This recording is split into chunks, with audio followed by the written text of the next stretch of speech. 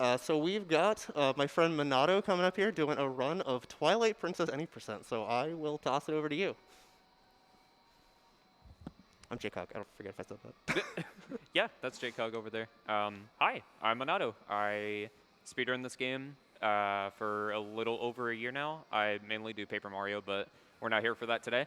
I'm good to start in 3, 2, 1, go. Woo! All right, so starting off here, there isn't really a lot. I have a little nerves, so if I stutter a bit, I apologize. But we're really just rolling through over here, and we're going to grab ourselves a really big rock, and we're going to use that to clip ourselves through a gate. What are your thoughts on this walk cycle here, Jacob? The walk cycle, I mean, that's a pretty good animation, I'd say. Yeah, I also love the fact that Link here is like holding the rock with his fingertips. That's an enormous rock. Like, look at it compared to his head. Yeah, it's pretty sizable. But yeah, I'm going to set this in front of the gate right here, and I'm just going to side hop into it. And if I roll properly, I should just clip Hey, through. first try, let's go. Yeah. Now I'll explain what I'm doing in a second here, but I want to make sure I get it. Not like that. That's really bad. I ran off the bridge too fast, so I'm going to have to set that back up again and replace the rock, but that's not good. Yeah, okay, let me try that again. So what I'm doing is back in time. If you're familiar with it, it's very heavily used in Skyward Sword. It's used a little bit in Twilight Princess, where I'm going to grab Link's equipment off the title screen, and I'm also going to use it later to set some flags from the mini-boss that you come across in the Elden area, King Bokoblin. There we go, back through the gate again. And this skips a lot at the start, right? Yes, it skips the entire intro sequence. Now, if I reset at the same time as hitting the death plane, I should be on the title screen, such as this. And I'm going to roll off. You know, normal stuff. Yeah, just jump into the death plane. And I'm going to overwrite my save file. And what that's going to do is pull Link's equipment from the title screen here. I can reset the console as it's saving, and it's just going to save the game as normal. And now, when I load back into the game, it's going to put me into Farron for some reason. I was given an explanation as to why, but it was a lot, and I didn't really retain the information very well. I'm going to be honest with you. But we're here in Farron, and we have a bunch of equipment we're not supposed to, such as Link's green tunic that you normally get from beating the Elden Spring, along with the Ordon sword and the Hylian shield. And now we got our first item, the lantern, which is going to be used to just get us through the cave and burn some spider webs. Ooh, man, am I a little nervous. I've never done a on-stage marathon run before, so this is a little new for me. So if I seem a little shaky, a little nervous, then hopefully those feelings will go away after a little while. But Yeah, I'm sure you'll kill it. yeah. Not the run, but Not the run. no. But I'll kill Ganondorf. Yeah, there's not really much going on right here. Just rolling around through a little cave and burning some spider webs that are kind of in our path. They're very solid too. If you try to bonk into them, they don't move. They're just a hard wall. And so then rolling is the fastest type of normal movement, right? Yes, it is. So if you're familiar with Wind Waker SD speedrunning, the roll system in this is very similar to that, where if you roll on the first frame after you're able to move, after getting a roll, you're going to get a little bit of a further speed boost from it. I don't believe they changed that in the HD version. I could very much be wrong about that. But at least in the HD version of Wind Waker, they made it so every roll is a fast roll. And it might be the same in Twilight Princess, but I don't pay much attention to TPHD speedrunning, so I could be wrong on that. So right now our main goal is to just get through Farron so we can progress with the game.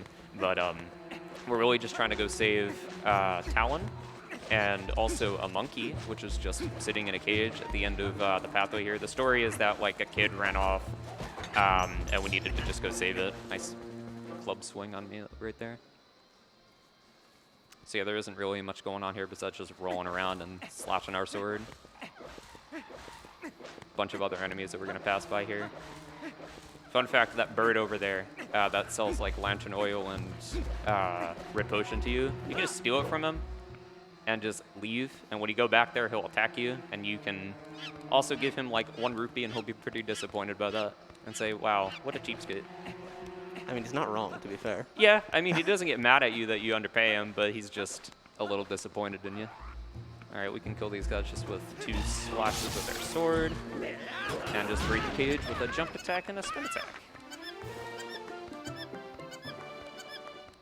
Man, that was really unfortunate that I like fell off the bridge earlier.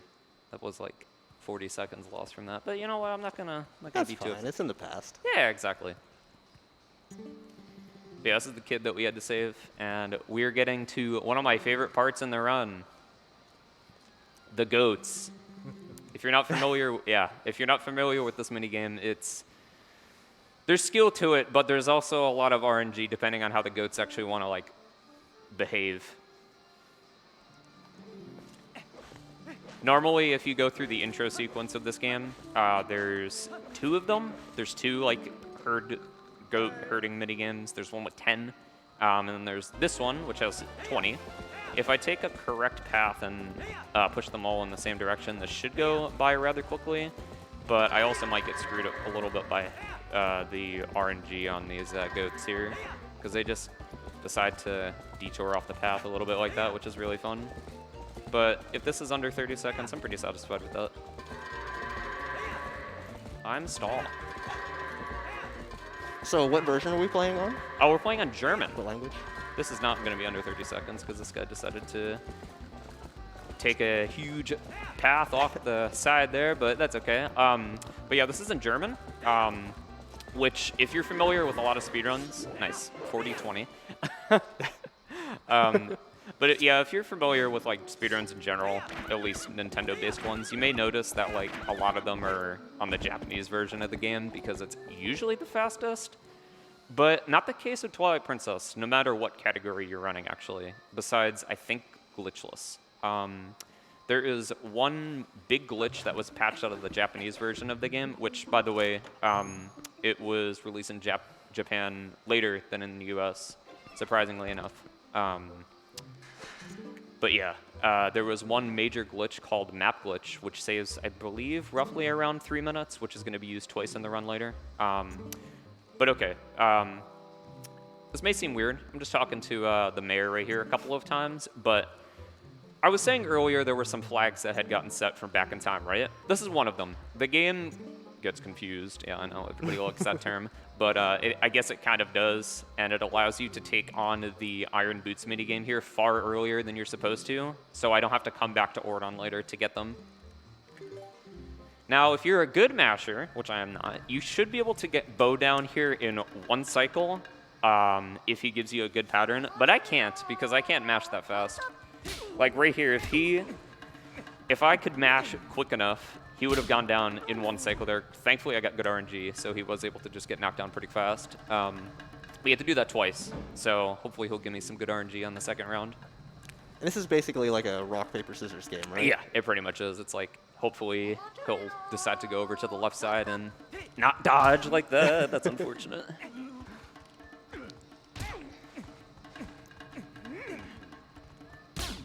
Come on, Bo. Come on, Bo. Please go down. I believe. Okay, good. Thank you. Okay, but yeah, that's going to give us the Iron Boots, which are really, really important, to say the least. They have a lot of uses in this game compared to, like, Ocarina of Time and Wind Waker. That's a terrible Iron Boots time, but I'm just going to say that's because I fell off the bridge. That's fine. I don't think you need to worry about the time too much. No, it's okay. It's not like a marathon run or anything. Nah. No. All right, so coming off the step here, I'm actually going to make a quick save, which is going to be used once again for back-in-time related purposes, which I'll be getting to later. And right now, we're just going to be going through and speaking with story purposes. We're going to be speaking with the mayor's daughter, which I guess is sort of like a love interest for Link in this game. Before this kid decides he wants to talk to us about something that I can't read in German. Yeah, we need to just crawl through a little passage over here because normally there's like a gate that you can go through. I think like the story behind you having to go through here is like Epona must have had like gotten hurt while you were like herding the goats or whatever, and she got mad at you, and now she's just got the horse in like the spring area over here. But yeah, just gonna crawl through this hole, skip some cutscenes, decide that I don't want to save the game, and yeah, I'm a wolf now. You know, pretty normal. Yeah, you know, you just like crawl through a hole one day and you're like, oh, I guess I'm a wolf. This is how it works. All right, but there isn't really much we can do at this point right here. If you can time that, you can actually break that rubble there a little bit sooner than I guess you're intended on. But nice. I usually have a timer to look at for that, and I didn't really have the option of doing that this time. But yeah, we're a wolf. It controls very different than normal Link. I could fill you in on the story for Twilight Princess, but if you're watching Speedrun, you probably know what it is, so I'm not really going to do that. But yeah, we're in Hyrule Sewers right now. We're going to come back to this area much later in the game as well. And we got our partner of the game, you know, your Navi or Tattle or King of Red Lions. Midna, definitely a series fan favorite for a lot of people. Yeah, my favorite. Yeah. Twilight Princess is your favorite 3D Zelda, right, Jacob? Other than Breath of the Wild, but I mean, that's pretty different than the other ones. Yeah. So. Yeah, this is like your favorite, I would say, traditional 3D Zelda. Traditional, yeah. Yeah, okay. Never speedrun it, but I do like it casually. Yeah. And watching speedruns. Yeah. Yeah, we're not really doing much here. It's just go through the motions. Not really many skips we can do here. There are like there is like a minor thing that's going to be coming up soon where I'll be able to like, I'll just explain it when I get to it, but it's just like a text box skip, essentially. So basic movement for Link was rolling. What do you want to try and do with Wolf Link to go fast? Dash. So just mash A, basically? Yeah, basically just mash A. Okay. There's not really much more to it than that. There isn't like a... I don't believe there's like a bigger boost you get from like pressing A at the right time. But yeah, here's the little skip I was talking about, and I missed it, but that's okay.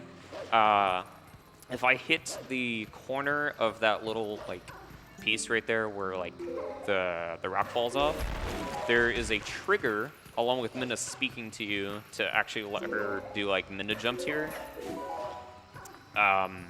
But if you like jump in the right spot, it hits the trigger without her like talking to you. It's a little precise, but it doesn't really lose much time if you miss it. And yeah, this is everybody's favorite mechanic here. I know my good friend Butter really loved this in his casual playthrough. It's Sonic Adventure style press A simulator while targeting. Man, I love going up ledges. So much fun. Just pressing the A button real fast. You can actually skip this here if you're if you mash the start and start and A button while holding L? I don't know if you actually need to hold L. I believe you do, but I always do. Where you can skip that text box with Minna, but it's a little precise. And there isn't really a huge window for it. But yeah, we're just on the outside of Hyrule Castle right now, and we're going to go meet up with Zelda. She's going to give us the lowdown as to why you're a wolf, I'm pretty sure. I think the story behind that is Link just kind of entered the Twilight area, and instead of him turning into a spirit, the Triforce of Courage just kind of like protected him and turned him into like a wolf. Kind of like the bunny from A Link to the Past when he entered the Dark World. I think it's something that's similar to that. But yeah, we're just going to enter the door here and skip some more cutscenes, and Zelda's in a robe, and we're like, yep, we're going to leave now, and see you later. Bye. It's nice that it does let you skip a lot of these cutscenes. Yeah. I can't think of another Zelda game besides Skyward Sword that lets you skip cutscenes like this. Maybe Breath of the Wild? I don't remember. I don't think there really are that many cutscenes in that one. No, there definitely aren't. Okay, but we have our first major skip coming up here being Sword and Shield skip. it's going to be using a trick called an LJA, or long jump attack, but it's going to be using an enemy instead of the boomerang that we get later in the run. So I'm going to take my good buddy Hugo here, as the community likes to call him. He's a bokoblin, and I'm going to be using him to hopefully jump into a trigger and skip having to get the sword and the shield from Ordon Village, because I already technically have them. I really hope that my nerves don't ruin this, because this is a pretty difficult trick to actually know off. Need to shake him out a little bit. And Yeah, he's I've swinging at definitely me. seen plenty of people fail this, but you know. Yeah, it's a hard trick. Don't get me wrong. And he keeps swinging at me because I'm a little too close, but that's okay. If I line myself up in this spot right here. Here, buddy. Him swinging at you is purely RNG, as far as I'm aware.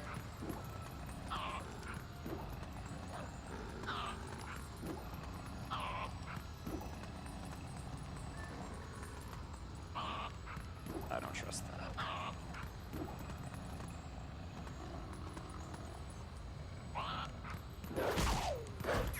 Oh man, I did a bad back hop there. That's unfortunate. It's okay. It's just a little bit of time loss if you fail it. Hopefully I'll get it on the second try. That's my set it up again. Yeah, it's a bit of a setup.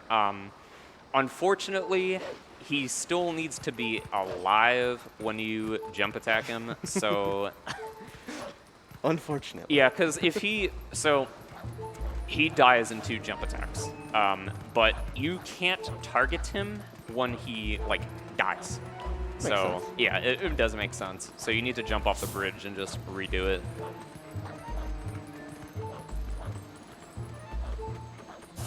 But yeah, I use the senses mode just so I can like get a easier visual where I'm standing at, because it gives you like, it just makes like viewing stuff a lot easier. Just weird lighting stuff with it. I was definitely nailing this in practice. I got it like 4 times in a row, so I felt pretty confident about it, but marathon nerves are really getting to me, I guess. I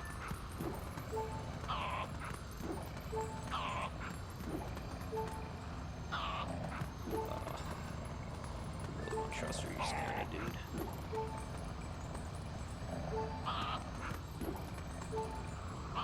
Come on.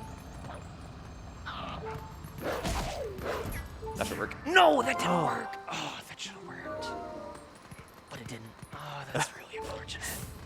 Okay, I need to fall off the bridge and I'm gonna get game over, but that's okay. So what are you looking for exactly here? Like, what makes this so difficult? Okay, so there's like a lot of different, ways you can go about this trick. Depending on where Hugo's standing, it's kind of hard to explain, but there's a lot of variables. So as soon as he starts swinging, you want to do a back jump, and then almost immediately after that, you want to jump attack him. Do a little bit of a slide, and then jump attack again. And while he's in the air, you're gonna get like a huge boost forward. There's 2 triggers there. There's the one where Minda is like, oh, I told you to not come this way because you need a sword and a shield, so come back here later when you get those. And then there's the other trigger, which is gonna take priority if I hit the actual zone. So then the goal is to jump over the first trigger to Exactly. the second one. Okay. Because the other one is still there, it's just further back.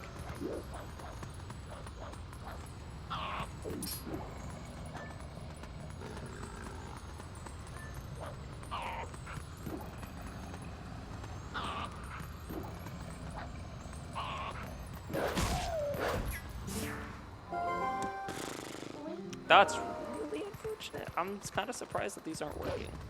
I'm sure you got it. Yeah, it's these marathon nerves, man. They're really, really getting to me. Oh my god, I need to set up a little bit.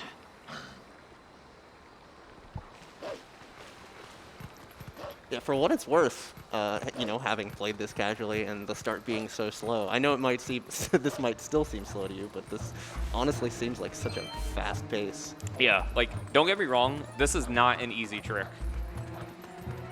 Like, this is probably one of the biggest roadblocks for people wanting to even attempt to run this game. Or at least that's what I hear from a lot of people. I had a good friend, Glubbers, sit me down with this not too long ago because I had been struggling with it for a while because I just didn't have a full grasp or understanding of the trick. But now that I do, I can really only blame Marathon Nerves, really just, you know, making this not easy for me. But we're going to get it on this one. I can feel it.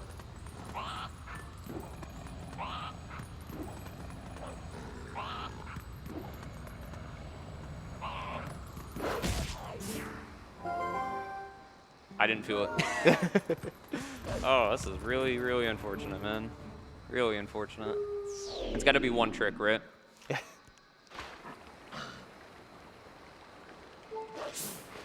right, I'm going to grab some hearts here just so I don't game over. All right, and I noticed you're also picking up rupees along the way. Yes. I assume there's something you're saving up for? Yes. So later in the run, I need to have 300 rupees to repair a cannon to go to one of the dungeons. Called City in the Sky, which Gotcha. we get to much earlier than you're intended supposed to.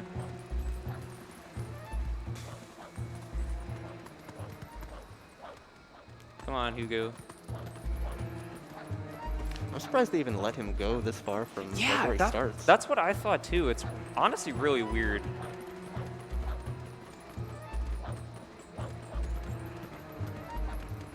All right, here we go. Yeah, this is it right here.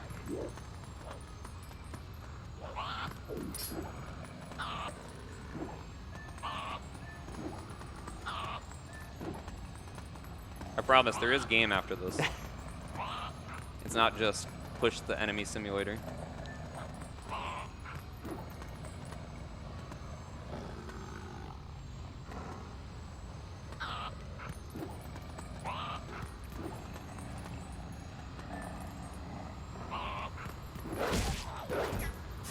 There we go. There we go, that's it. Woo! Yeah, right. let's go. Let's go. Yes. All right. Now we have another hard skip coming up.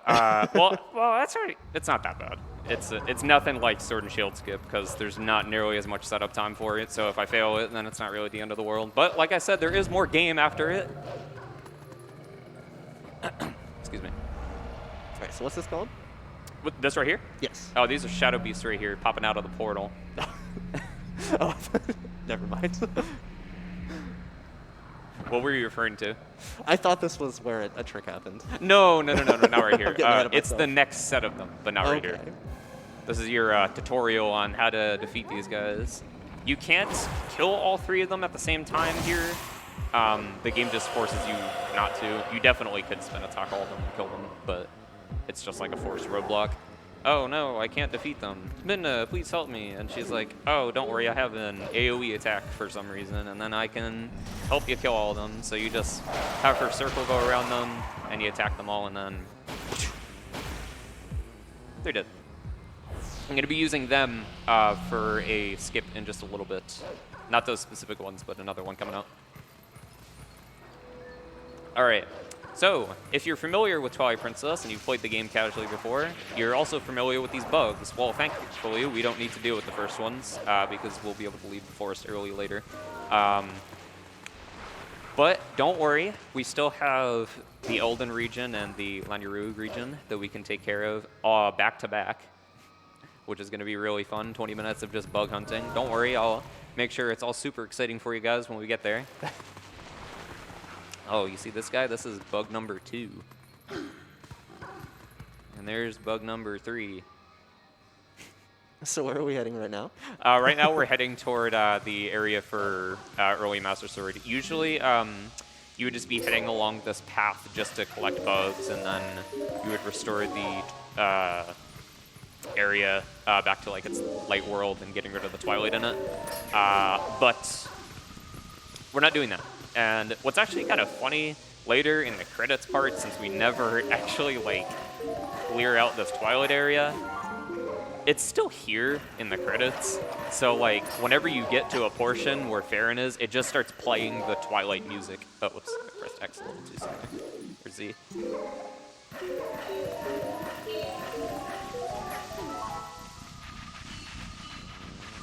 Those are some more bugs. That's your tutorial that there are bugs digging into the dirt that you need to dig out. But thankfully, later you're able to attack them well before you can they can actually dig into the ground. But anyways, done with bugs. Now we're talking about early Master Sword. I'm going to line myself up by this little root over here. Hopefully this guy gives me a good swing, and I can just jump up on the ledge Hey, here. there we go. Yeah, That there went we a little go. better than the That last was one. Yeah, that's first try. Let's go. What's really fun is that guy's attacks are completely RNG. Not too long ago, I actually had a run completely die because he has 2 swings. There's one where he does like an underhand one, which is the one that I want him to do, so I can actually jump up onto the ledge there using Midna's AoE attack. I believe the trick is called the Midna Super Jump or something.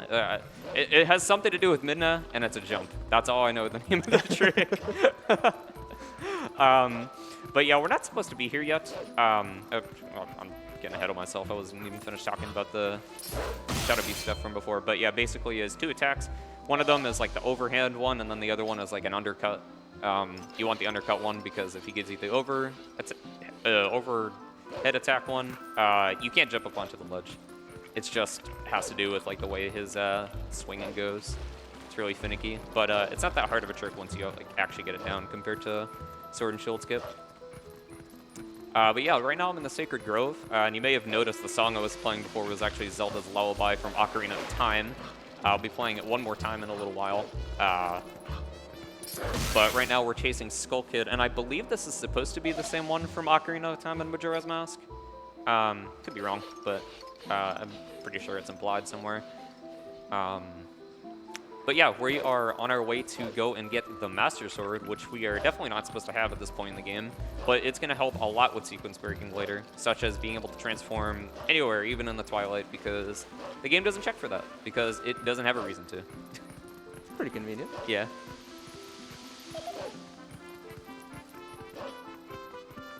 Yeah, we're just doing some running around right here, just climbing up some ledges right here. Just going to get Skull Kid.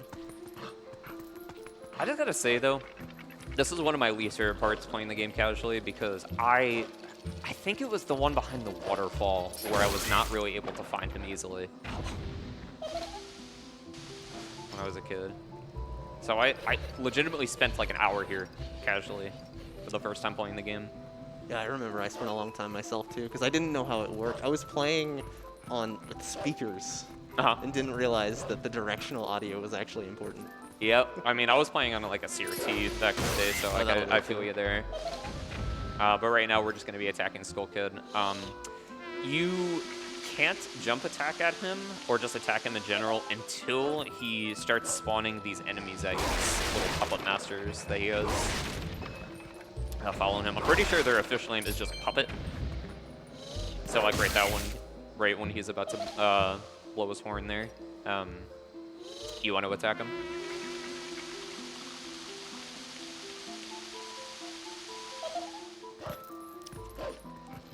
Yeah, the best way to deal with these guys is just like let them all group up a little bit and just do a quick spin attack. And Skull Kid is done playing because we attacked him too much, so he's just gonna leave now. Honestly, fair. Yeah, I can't really blame him. Normally, later in the game, you would come back to this area and play with him again and attack him.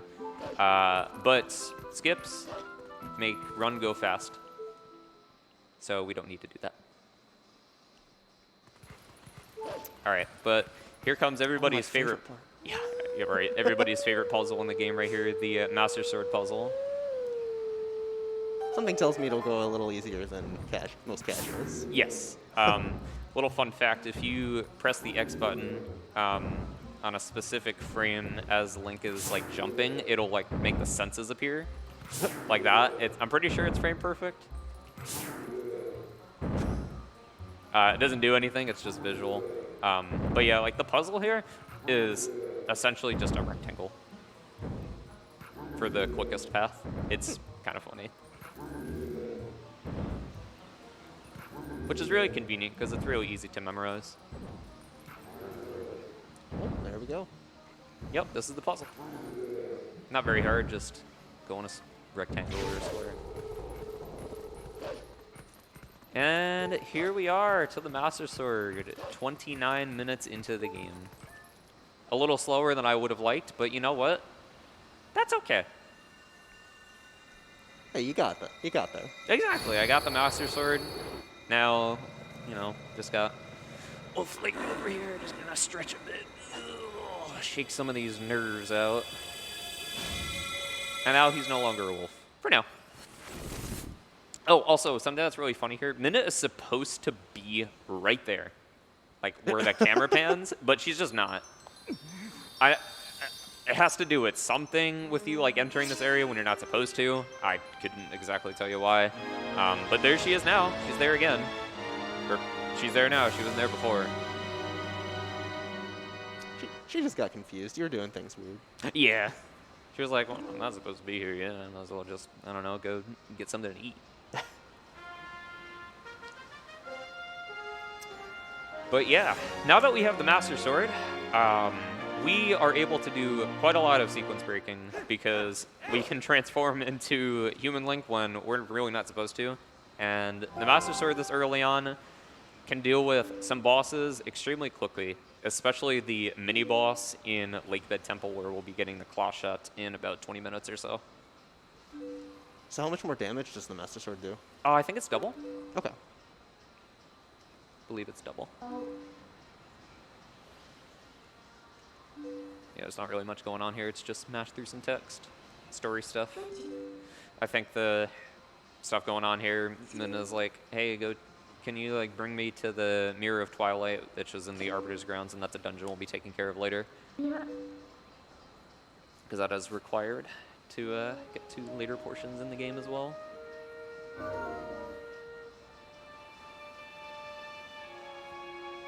And, oh, also, this is also a very important one.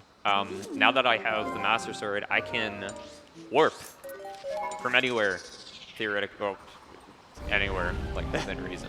I don't think you can do it in dungeons, but yeah. Pretty convenient. Yeah, so you can only warp as Wolf for some reason, which is why you, need the Master Sword, because it lets you like swap between Wolf and Human Link whenever you want. But right now, I'm going to be making my way to the Forest Temple, so I'm going to be going back the way that I came for the early Master Sword, like jump up onto the out of bounds area. But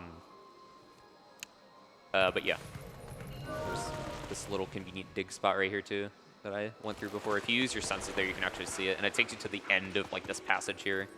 This is the same passage I took at the beginning of the game with the lantern. But also you may realize that, oh, well, I mean, there's a bunch of poison here. What are you going to do about it? Well, we're just going to flick our lantern and jump into it. Flick it again and just start rolling. Yeah, so when you come to this portion in the game for the first time, you usually have like the monkey that will steal your lantern and you're supposed to protect her and stuff. But that mist is always there. There's a timer on it when you use your lantern where it will like eventually just knock Link out and you'll start back to where you were before. Nice, I'm really glad he didn't notice me there. I mean, I wish he did. I was being sarcastic, but yeah, there's like a little timer there. If you like use your lantern in the mist, it'll like knock you out in like a couple seconds or so. So if you just like roll 3 times, use the lantern, roll 3 times, it'll never like get you. All right, but coming up, we have our next instance of Back in Time in the Forest Temple.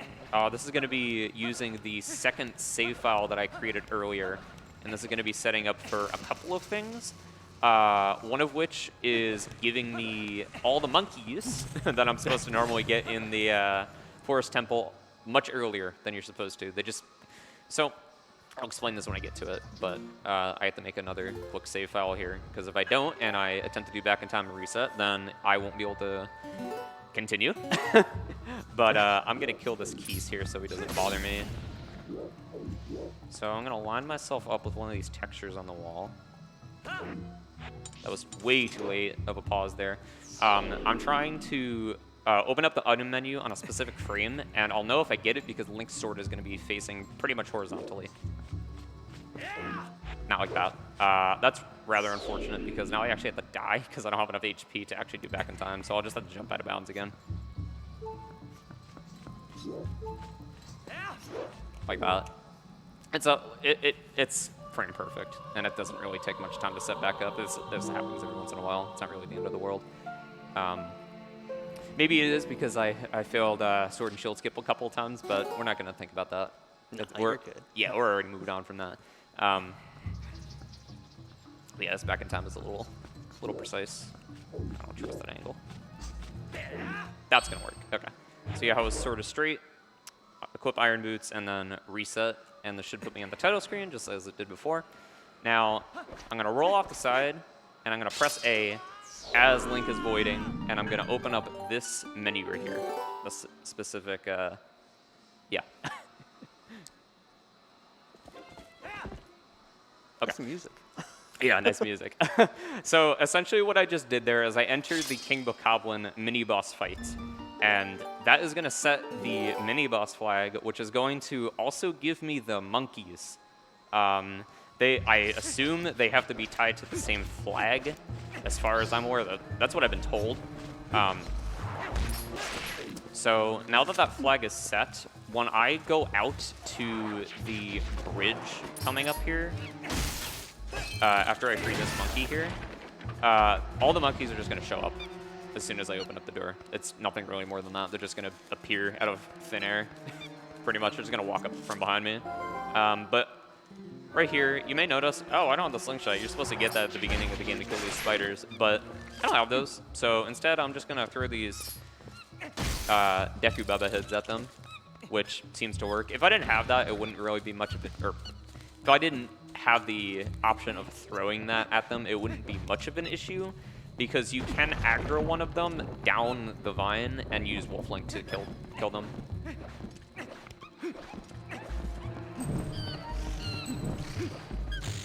You know, just a spider. No big deal. Yeah, we're just gonna ignore that.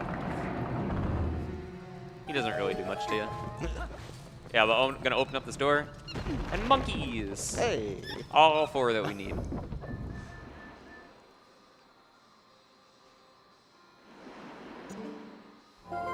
But yeah, Mendo's right here like, oh, well, he just knocked down the bridge. There's the mini-boss, like, monkey coming out.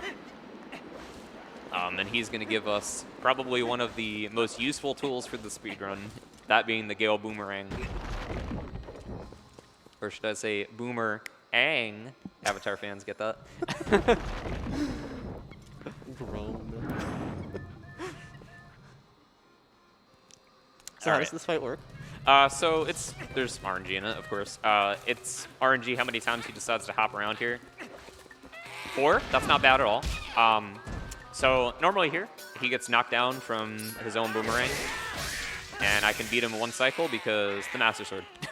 Essentially what I just did was wait for him to throw the boomerang, bonk into it, he gets like dizzy, like, and then the boomerang just hits him back in the face. He gets knocked down, attack his butt, and then a bug falls off of his head, which was actually controlling him. He wasn't actually evil or anything. And then he gets scared and runs off.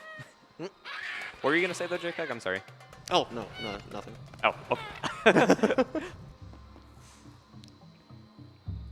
How did you feel about that mini-boss? That design of him?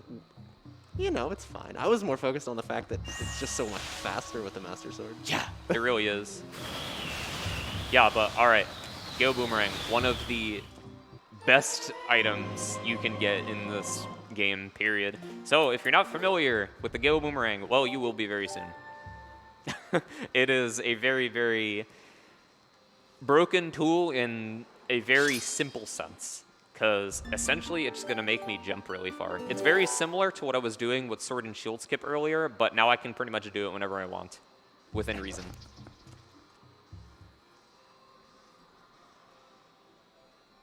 Are we going to get to see that right away? Yes, actually. So right now I'm going to warp back to the beginning of Farron Woods because I have no need to finish the Forest Temple there. All I needed was the boomerang, and we could just dip on out.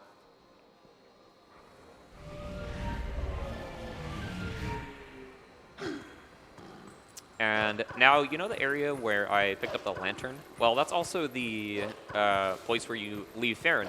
But normally, exiting that area, or attempting to leave the area, Midna is like, well, you can't leave this area. You gotta like clear the Twilight out. But thankfully, the devs decided to just leave the gate open for us, or I guess just not put doors on it for some reason this time, because they're just not there, I don't think. But if I set up myself about right here, swap to human link, turn around, put on iron boots, and go boomerang. The iron boots are for later.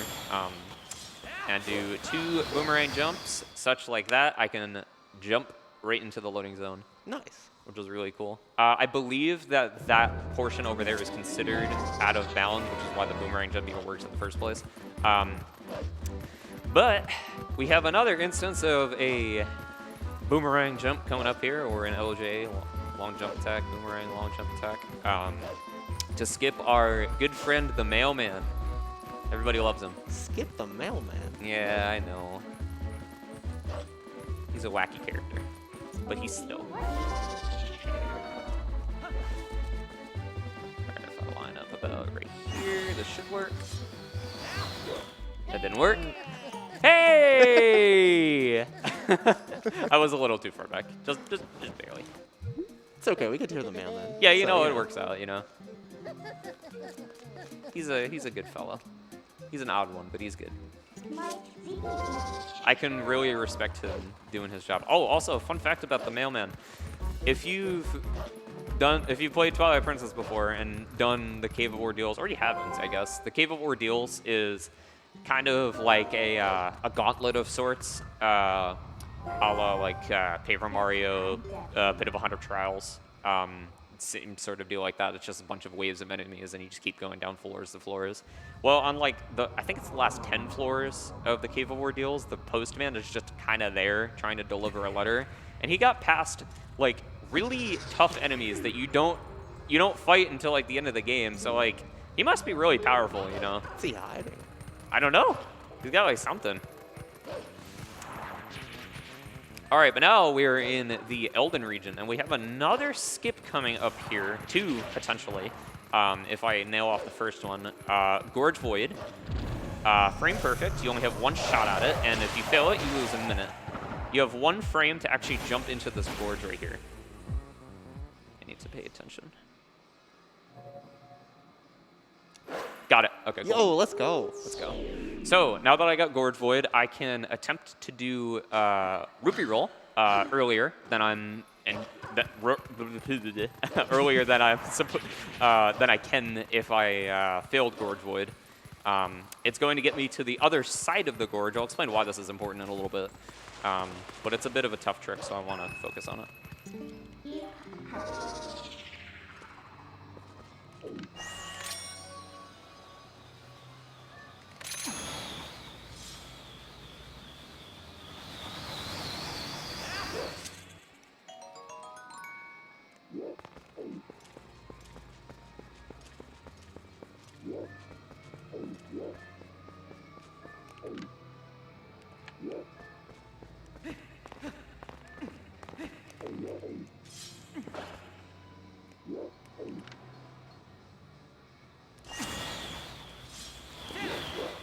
Nice. There okay, we go. Good. First try. That's really good. Okay, so actually, I'll explain it again in a second because there's another important thing coming up here. It's back to back to back. Yeah, back to back to back. There's like a small trigger up here as a result of me doing that back in time earlier for King Bokoblin. There is a trigger like right past this gate that I just want to avoid, and if I walk into it, it's going to lose me a good bit of time if I'm not careful.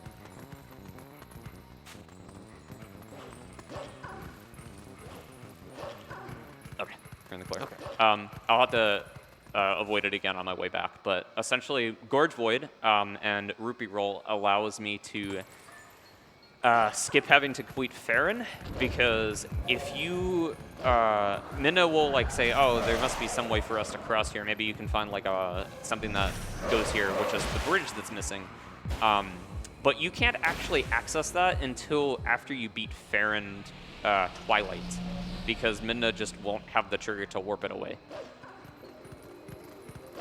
So that's why doing Rupee Roll is important. Gorge Void is just something that's on top of that. Normally, if you don't get Gorge Void, what you have to do is just come back here later, and you just do stuff in a little bit of a different order, which loses about a minute if you missed Gorge Void. Okay. Okay, nice. Thankfully, I don't need to worry about that trigger ever again because you don't need to pass back through there. But the big reason why I actually ended up going in that area first is because it saves some time on backtracking. So instead of me having to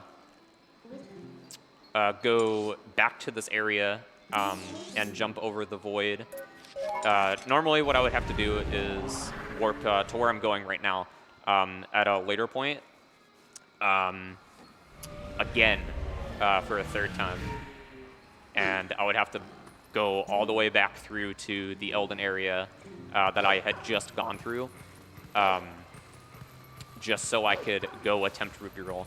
But now that I got it out of the way, I can just warp there when I'm done with what I need to do now, instead of warping back to where I just did now and then running all the way there. But regardless, I have to do this now anyway, because now I'm going to go make my way to do yet another hard trick called Pillar Clip, which allows us to enter Lakebed Temple early.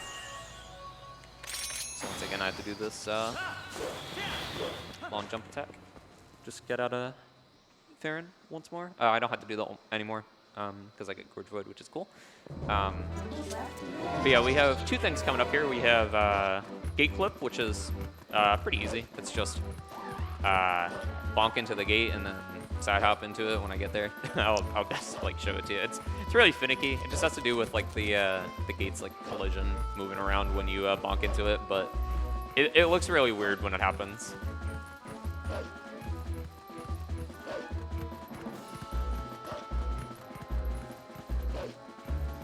Just some open field running. Yeah, nothing much going on right here. Just running Get up some to. exercise. Yeah, exactly. Got to get him used to his new wolf body. Alright, so I'm going to line myself up about right here. Side hop a few times. I just messed it up a little bit. That's okay. Oh, get out of here, yes. Please. I see what you're trying to do. Yeah. There we go. But yeah, when you bonk into the gate right there, it like swings it back and forth along with the collision. It's not just visual. Yeah, surprising the collision would move with them. Yeah. Right? Okay. And right here, there's a cutscene trigger for this like portion. Right. Yeah, it didn't. No, it does not look right. I can kind of explain that in a little bit, but essentially like. There's just a cutscene trigger there, and you're not supposed to interact with it from that side, nor is Human Link. And little fun fact, you only have like a few seconds to actually skip that cutscene, and if you don't, like the cutscene starts playing out, and it doesn't let you skip it after that. It's really weird. I don't get it. But yeah, this is Pillar Clip. This is really, really difficult. So I need a little focus here.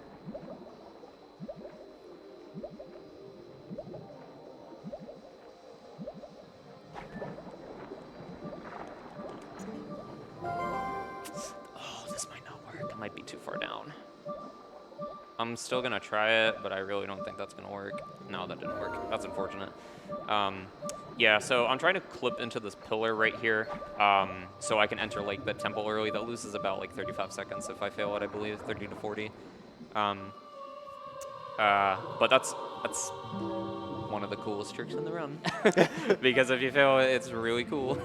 But we need to do this because the order that we do things in, we don't actually obtain the Zora armor. So thankfully, the lake here, Lake Hylia, is kind of drained because Zora's river is currently frozen over. Oh no, spoilers, sorry. All the Zoras are frozen underneath the waterfall. But yeah, thankfully, since the water here is really low, we can barely just make it into the temple if we clip properly. Man, it feels like some of the stuff you practice the most and then you just can't get it in runs is like really irritating. Okay, this should work, I think. Yeah.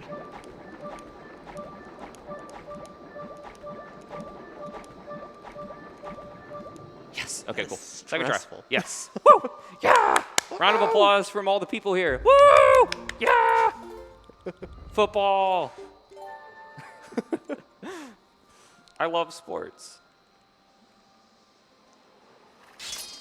All right, so I had to save and reset there because there's no way you can make it to the entrance of the temple with your air meter. But thankfully, it just kind of puts us right where you're supposed to enter the temple. Oh, Yeah, if it didn't, I don't think we'd be able to do that. it's a lot of really convenient things. Yeah. That just happen. Yep. So if you want to see some really cool boomerang jumps, this is the place you want to see. Because there's some pretty neat ones coming up here. You may wonder, oh, well, you don't have bombs or anything. How are you supposed to break these down? You don't even have your bow. Well, thankfully, we have the boomerang, and we can just target that, do that, and then once again go up here. So I was talking earlier about boomerang jumps. Link attempts to jump towards something that's either extremely far away from him through targeting it, or something that's extremely high up, which will give him distance. The same thing applies if the boomerang itself is either out of bounds or this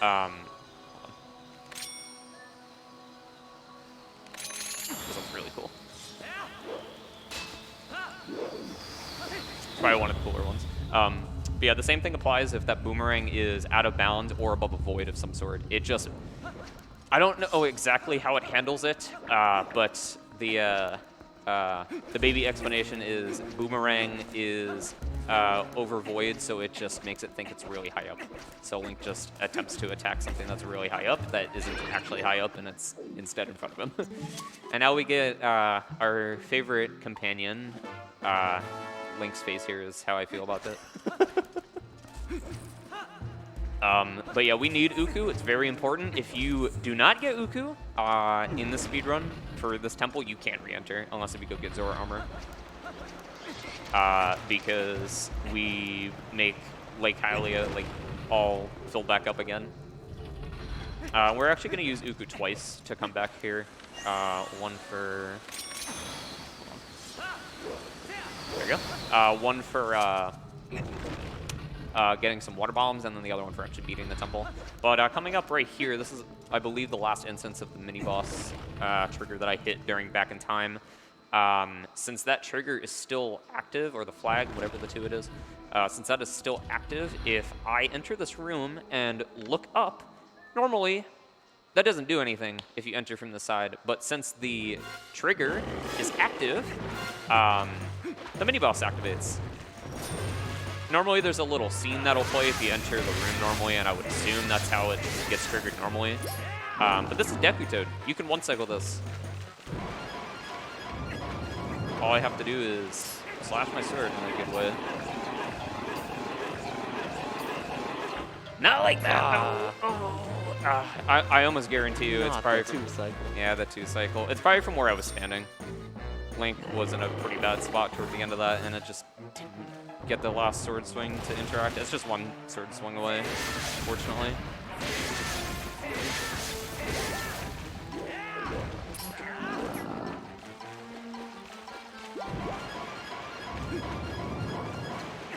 just gonna jump attack it. Yeah, it's unfortunate. But yeah, you can one-cycle with the Master Sword. You can't with the basic Wardon Sword, unfortunately. But yeah, this is going to give us Hook Shot, which is a very good item that we definitely need. Or Claw Shot, right?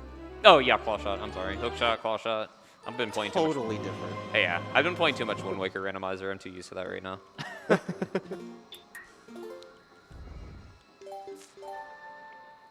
Out of curiosity, how does the chat feel about microwaves? Just random things. Just I can't read chat, but I just want to know your opinions on it when I look back at this later. You better say you love them, or else I'm going to be disappointed in you.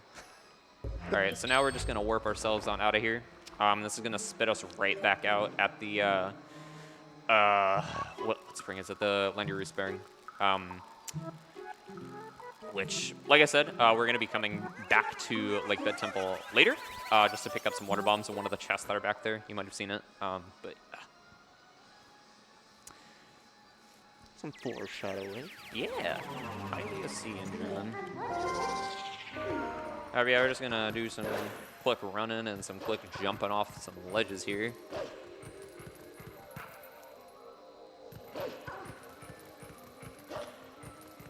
And we're going to talk to probably my favorite NPC in the game. This is Fire. Spelled F-Y-R-E. He's a pretty fire character, if you ask me. I was going to say, you wouldn't be wrong if you said F-I-R-E. Yeah, he's freaking out because he sees that enemy over there, so we're going to go take care of that. He can't see us, by the way. We're, like, I guess, just invisible to him because right now the whole world is casted along Twilight, and there's a bunch of weird stuff going on. But there are 2 ways to kill this fast. The way that I'm doing it is a little bit slower than the fast way, but there is a chance to soft lock or crash if you're not careful. So I'm not going to do that. So instead, if I line myself up in the right spot and then back jump and jump attack, I should be able to, yep, just like that, hit him again. Normally he would fly around in a circle and then come back down and attack you. Hey, I can see like the temple from here. Nice camera. Yeah. And there also is, if you're familiar with Twilight Princess, there's a flight segment coming up here in 3 seconds. I guess I didn't need to explain that since it's happening literally like right now. There's a little clip coming up here that saves about 6 to 8 seconds. I was doing really bad with it in practice, and I don't think it's worth it to go for it if I'm just gonna not get the clip. So we're just gonna see the area as intended. You can clip up in that little notch area up at the top that I just flew by. It's not hard, but I just don't feel confident in it, so I'm just not gonna go for it. So you guys get to see a little scenery along with some falling rocks, hopefully not hitting us. And also, recently I found out, so there's a loading spot coming up here where you enter the other portion of the river, right? Well, I guess I was wrong, and it's actually not a loading zone. It's really weird. So I guess it tracks what I think it's your Z-axis, right? From like distance. X and Z. X and Z, okay. Yeah, it tracks one of your axes. I believe it's the Z one, where it sees how far you are along the map, and then it just decides to warp you. It's not like a loading zone. It's really weird. So I'm pretty sure like wherever this trigger is, or wherever it like wants you to go to, you could be pretty much anywhere out of bounds, and I'm pretty sure it would still warp you here. I don't know how true that is. I was just told that in my stream not too long ago. But it came from a reliable source, so I want to say it's right. Makes sense. Only You know having who to check one coordinate. Yeah. You know who you are. If you're making me look like an idiot, I'm coming after you. I'm just kidding. But Or is he? oh, we'll see. But yeah, this is the area I was talking about. That's all frozen over thanks to Xant's efforts of trying to, I guess, just delete everybody from existence in Hyrule. But yeah, normally they're supposed to be... Nice, I hit Z by accident. That's cool. Normally they're supposed to be like flowing water here, but there isn't at the moment. So instead, we're just going to climb up all this ice and just, you know, do our favorite Sonic Adventure press the A button at the right time moment. Little fun thing right there. Normally, if you end Midna's like hops at the end there, that last one, before I came up to the top, I had to press Z again. Wolf Link will like hang off the side, but if you L target and hold back, he won't do that. Just like a small little thing. That's kind of neat. They definitely didn't give you enough room there. Come here. Okay, so this is the part where I was talking about earlier. If I didn't get Gorge Void, I wouldn't have been able to do Rupee Roll, so I'd have to go do that now. But thankfully, I can just warp away and just go to Elden. To Kakariko, Elden, whatever. Kakariko in the Elden region. That's what I'm trying to say.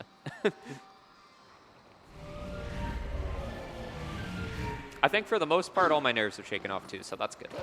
It sucks that some of the hardest tricks are at the beginning of the run, or else I feel like I would have done better with them, but you know, it's okay. Yeah, sometimes it just be that way. Yeah, exactly. That's why you plan for high estimates, right? Anyways, we got our first portion of bugs. Don't worry, everybody. It's really exciting. Go. Yes, bugs. Don't be too excited. There's actually a pretty cool trick coming up in like the mid part of this bug section. One of them right here, I'm not actually going to obtain the tier yet, but you can actually just clip into this wall if you side hop next to it, which is pretty neat. Normally you have to go through a long path and watch a cutscene, which is probably skippable. I don't know because I never go there. But yeah, there's some bugs here that we're going to take care of. If I position myself correctly, it should have killed all of them, but it didn't. Unfortunately. The one bug was in a pretty bad spot next to the other one, so I guess he just kind of ignored it and just hopped straight to the other one. Attempting to attack it, but it didn't work out. That's okay. It doesn't really make much of a difference. But yeah, now that I killed this other bug out here, its tier is just kind of sitting here, so I can just quickly run into it. I believe you want to kill it before you enter the well, because that cutscene there, along with you being on like that little hill there, will give them enough time to just dig into the dirt, and then you have to dig him back out.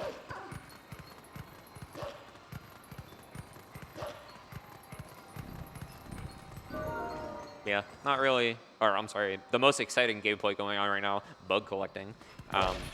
If you bonk into this wall here and then target him, he'll just kind of like fall down into the hole here, and you don't have to really climb out, except when you want to grab the tier. Like that. So that works out. I hope that wasn't too quick on entering the loading zone. It should have been. No, it wasn't. Okay. What's really cool about these tiers is that if you collect one and like enter a loading zone or warp away too quickly, it doesn't actually get added to your thing until it shows up on the little like tier bar there. The vessel, that's what it's called, the Spirit vessel. If that happens, you can still go back. And yeah, you can go back and get it. It's just not like collected, which is really cool. I learned that the hard way when I first started running this game. But yeah, once again, I'm gonna let that spawn in, and I bonked into the little stand there, so it aggroed this bug up here, and then I can easily just kill it when I come up, since it's trying to attack me, but it can't because it's, you know, up here and I'm down there. Yeah, I can just scoop up this right here, climb some ledges, some shelving. Oh, that's not good. Normally you can do some quick hops up those ledges, but I messed it up a little bit. And if I'm not careful, it'll fall all the way back down. So we're not going to do that. That's a little slow. Too slow for my liking.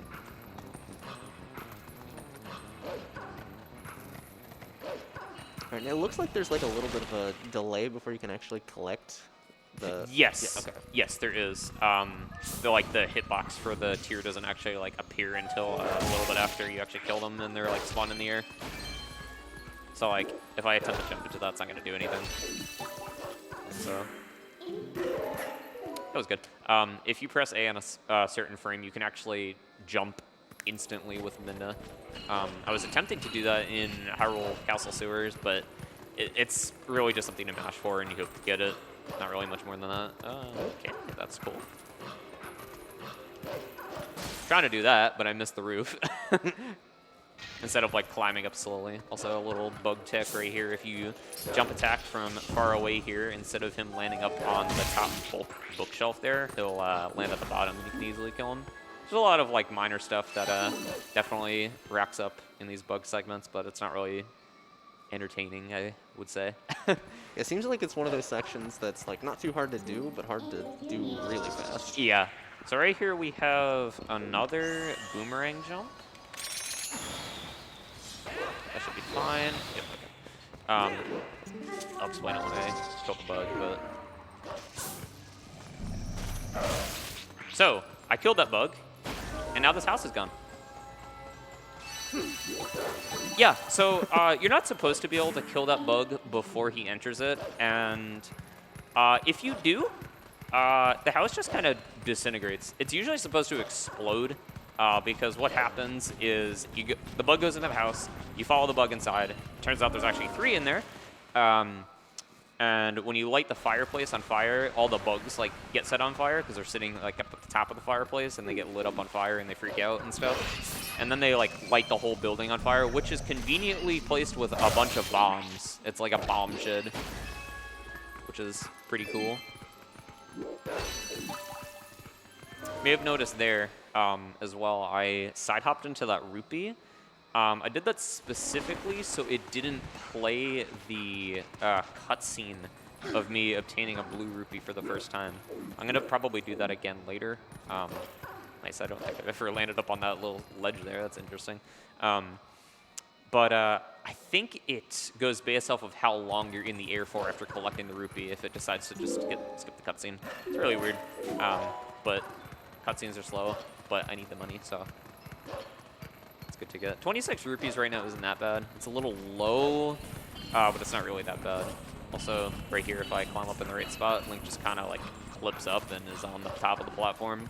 It has to do with like the collision of the wall and him climbing up. It just kind of like forces him up on the ledge. Right here we have yet another bug. Oh, what are you doing? Oh, we side-hopped. Why'd you do that? That's cool. Ding him up, please. Thank you. That's nice time. It must have been my stick angle paired with the camera there that kind of just messed that up a bit. It's a little unfortunate, but it shouldn't be not much time loss. Dang, there's really a lot of things that are adding up to be quite hefty, but you know, I'm not going to worry too much about it. Not going to complain. Can't run into those geysers because we are currently on a volcano, and those are like heat geysers. I don't know what you call them, but they hurt you. They knock you over. Now we got some more shadow beasts here. We're going to be using this warp almost immediately after we're done with this segment here. I'll explain a little something coming up soon, but it's a little irrelevant right now. It's a little bit of a joke coming up. Yeah, just we have one more bug after this. If I am quick enough here, I should be able to. That's not good. Oh, I know why I didn't make the cycle, because the Shadow Beast decided it didn't want to come after me. It didn't really matter, though, because I was still waiting anyway, so getting knocked down there didn't lose any time. I hate it when I run into hot water and fall down. Oh my god, I hate that too. It sucks. What? What are you doing? You should have hit him. Why did you do that? Alright, that's the end of the first bug segment. Woo! Yeah! Woo! Yes! Alright. Now, normally, Link would be human here, but I think it has something to do with you having the Master Sword where he isn't.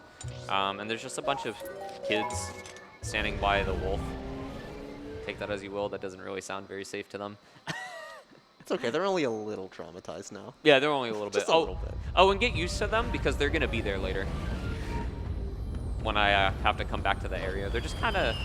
I think they're just kind of stuck there forever. But yeah, so I came back to Death Mountain here, and I'm going to wait for this huge rock to hopefully not crush me. It doesn't, actually. It's just a joke. But, so... Normally, you can't take this with you when you first come to this area. And in English, I don't know exactly what it says in German here. I would assume it's some sort of rough translation. But Midna says, this is still a little warm, even though it's been here for a while, as it just came out of the volcano. Nice, I got the side hop there. That is frame perfect, and there isn't really much of a timing for it besides mash because there's no visual for it because it's just on the fade in the from the black there. So it's just hope you get it. And what does that skip? That just skips a little text box with Midna. Oh, okay. So it doesn't save much time. Also, notice there that Link just howled like a wolf, even though I'm very much not a wolf right now. When you unfreeze that, you're supposed to be a wolf. So I would assume there's like no check to see whether or not he's a wolf, which, you know, that makes sense. There's no need for it. No reason for it. Yeah. Normally. Man, and I hope you guys really liked bugs because that was my favorite part of the run so far. Well, good, because there's so much more. Let's go. Back to back. What did I tell you? 2 minutes apart. Don't worry. What's really unfortunate, though, is that this is the last one we have to do. I know. You mean that we get to do? Yeah, that we get to do. There is technically one more, but it's not fast, so we're not doing it. I know. pretty cring, if you ask me. Maybe someone will route it in later.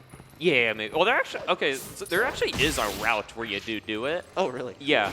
If you decide you don't want to do Gorge Void, I'm pretty sure it is faster to clear the Farron Twilight. I don't know the exact reason for it. It has to do with like routing stuff, but it's that paired with another trick that you're able to do. I believe Glubbers does that route. It's a very cool route, and I think he just does it because he prefers it, and he also just wants to give it like some love and some showcase, just because it doesn't really get much of that, just because it's not the fastest one. But you can still get a very good time with it. Don't get me wrong. Once again, we get ourselves another warp here, which will be useful for later. We do have to kill them though, so it's not like, oh, I don't need the warp, so I might as well just not kill them. You do need to if you're like in the barrier with them. There's no way to escape it as far as I'm aware. Once again, just gonna pick up some rupees from this grass here. And I needed to wait for the tier to hit the vessel there, like I was saying before. If I warped away too quickly, it wouldn't have been added to my the vessel there. And there's a little bit of bug manip coming up over here. I'm gonna bonk the wall twice, and then I'm gonna go over to that little torch there. And it should go into a specific spot for me. Yep, right there. And I can just kill it like that. So I've had this happen too many times before, but before I learned a consistent setup for it. But there's actually a cutscene right here. If you're not careful, you can actually jump attack into it. Yeah, it's a little cutscene. It's not very fun to watch, but it doesn't like cause any issues or anything. Waterfall side hop right here. If I jump at the right time, I will land on the side there. I think you have a 2-frame window to get that, so that's pretty good. There is a bit of a slower and more consistent strat to getting over to this area over here, but that's slow. I don't want to do that. And what frame rate does this game run at? What was that? What frame rate does this game run at? 30. So 30. It's not that bad, but it's it's still something at the time. There is technically a 3rd frame you can get. But you land at a lower ledge, and I believe it's faster than doing like just the slowest way to go about it. But it's like not fun when you get that because you have to like claw shot back up using like some vines. Also, those are the worst bugs in the game. Those lily pads. I got really good RNG with them. I didn't see that at all. Yeah. But yeah, due to the water and the fact that there's 2 of them and there's like small platforms, it makes it really not fun to want to attack them, especially when they try to attack you and then knock you off the lily pads. Yeah, not very fun, but thankfully that was good RNG and I didn't really have to mess around with it too much.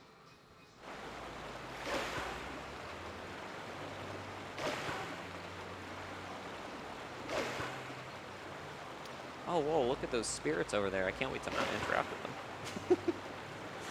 I'm pretty sure those are just Doras up there. Yeah, we're gonna interact with this lady over here. If you don't, this bug doesn't spawn in. But we'll be seeing her later as well. Good rupee spawns though. 35 right now is pretty solid.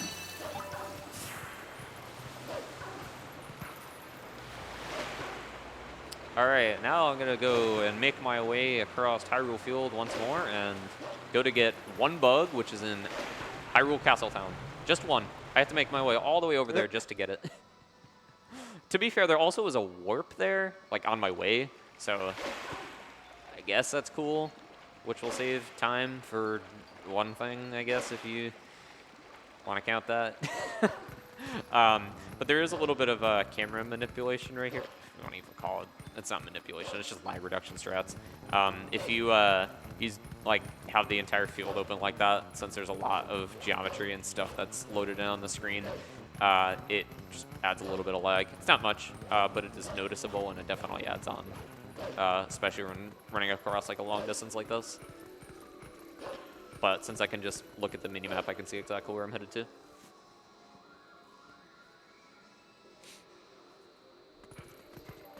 Same thing for right here. Once again, just gonna have the camera pop up above Lincoln in his head right there.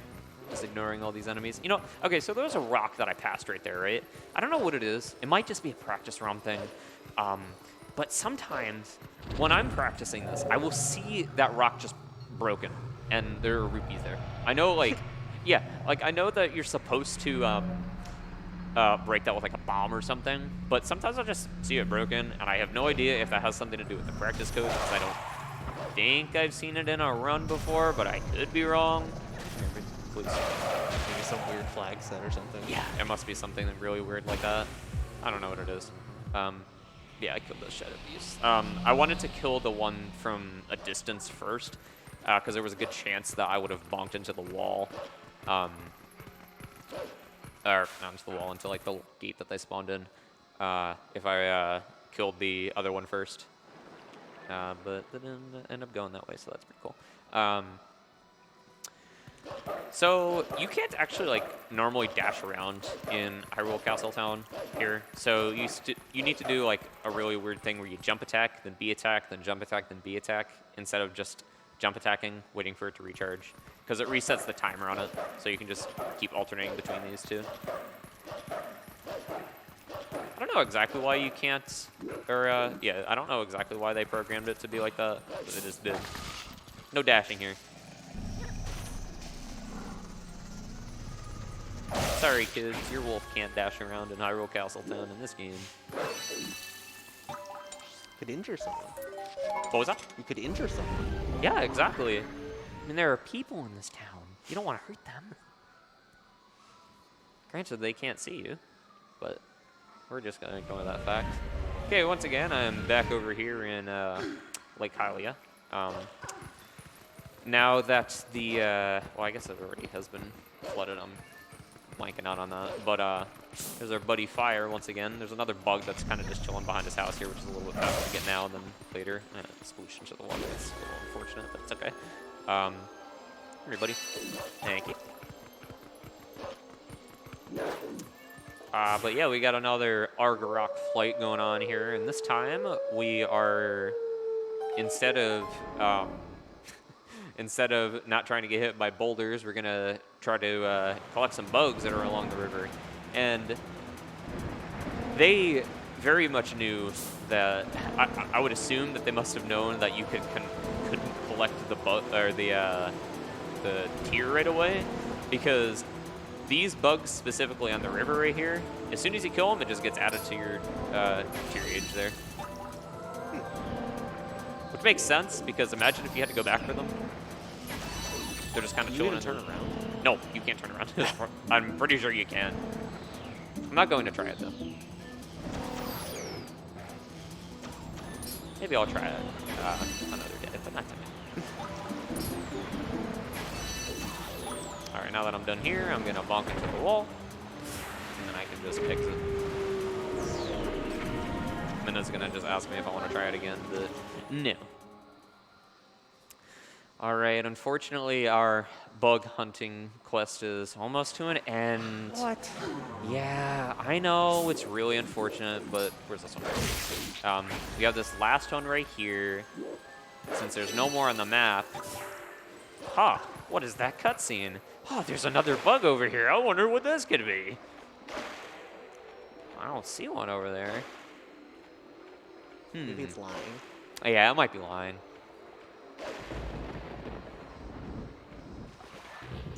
That's not the right button. That's the right button. This is our final bug here. He's a boss. I don't think he has an official name. We call him Bug Boss.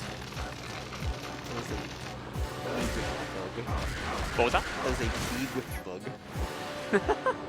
It is a big bug. All right, a little more lag reduction here if we just zoom in on the camera. Plus stuff going on. I'll zoom it back out in a second.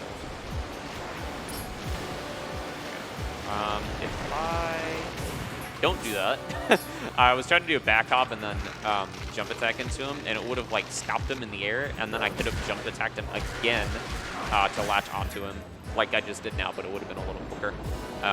We'll get it on the next one. It doesn't waste too much time if you miss it, but that's a little precise.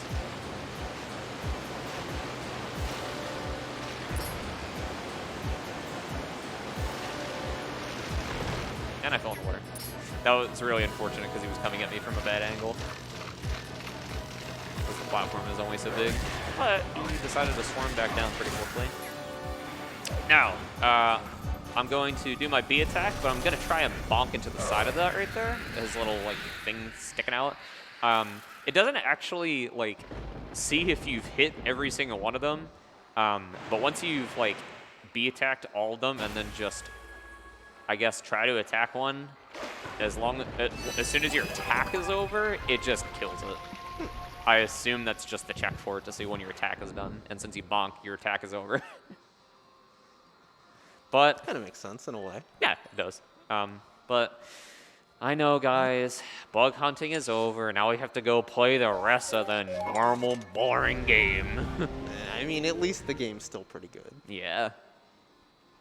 All right, so right now we're just making our way back to Lake Hylia. We're just doing a little bit of like preparation before we get to Lake Bed Temple. Right now, I'm going to be making my way to a Howling Stone. Because if you're familiar with Twilight Princess, you know at the end of the game you need this attack called the Finishing Blow to defeat Ganondorf. Normally, you are forced into getting that attack from like the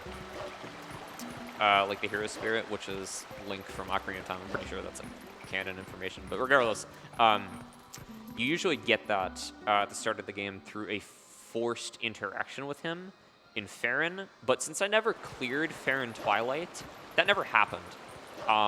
So if I don't get Ending Blow, I can't beat the game. So, I mean, obviously, like, the game is just going to assume that you have it since it's a forced attack that you're supposed to learn.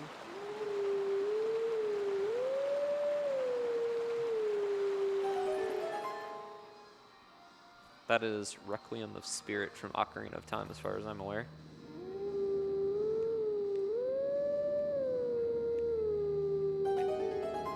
And I just get to listen to some wolf jamming out. Ow.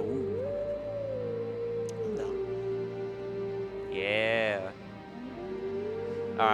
But yeah, can't beat the game if you don't have Ending Blow there. But it doesn't. So like, these Howling Stones aren't in a specific order based off of like which move you're gonna get from each. There isn't a specific move set for each wolf. It's in like a chronological order based off of like the attacks you will get depending, or no matter which wolf you end up interacting with. So like if I decide I want to skip one in a casual playthrough, I'll still get the same attack from the next one, even if I like skipped it, like the previous one, if that makes sense. So you could have interacted with any of them and it would have given you Finishing Blow? Yes. Okay. You may recognize her from before. We saved her from a bug, but now she's like, oh, we're closed, go away. Not until these guys just decide to drop in here, and then she does this. Yep, great scream, by the way. Yeah, we just saved her again. And she recognizes, oh, dang, Link's strong. Maybe he can help me out with my stuff. And we're going to use that because she is going to give us a bomb bag. But it's not a permanent one. It's a temporary lent bomb bag from her. And normally, here you're not able to leave this area. By the way, I'm just going to drop some bombs here and just warp out. Bye. Thanks for the bombs. You can have a few back. Have a nice day. You know, just normal things. Yeah, you know, is that like is that a crime? Should I like be arrested for just deciding to light some explosives and lay them next to her? Well, I didn't see them blow up, so... Oh, that's you know, true. they could be duds.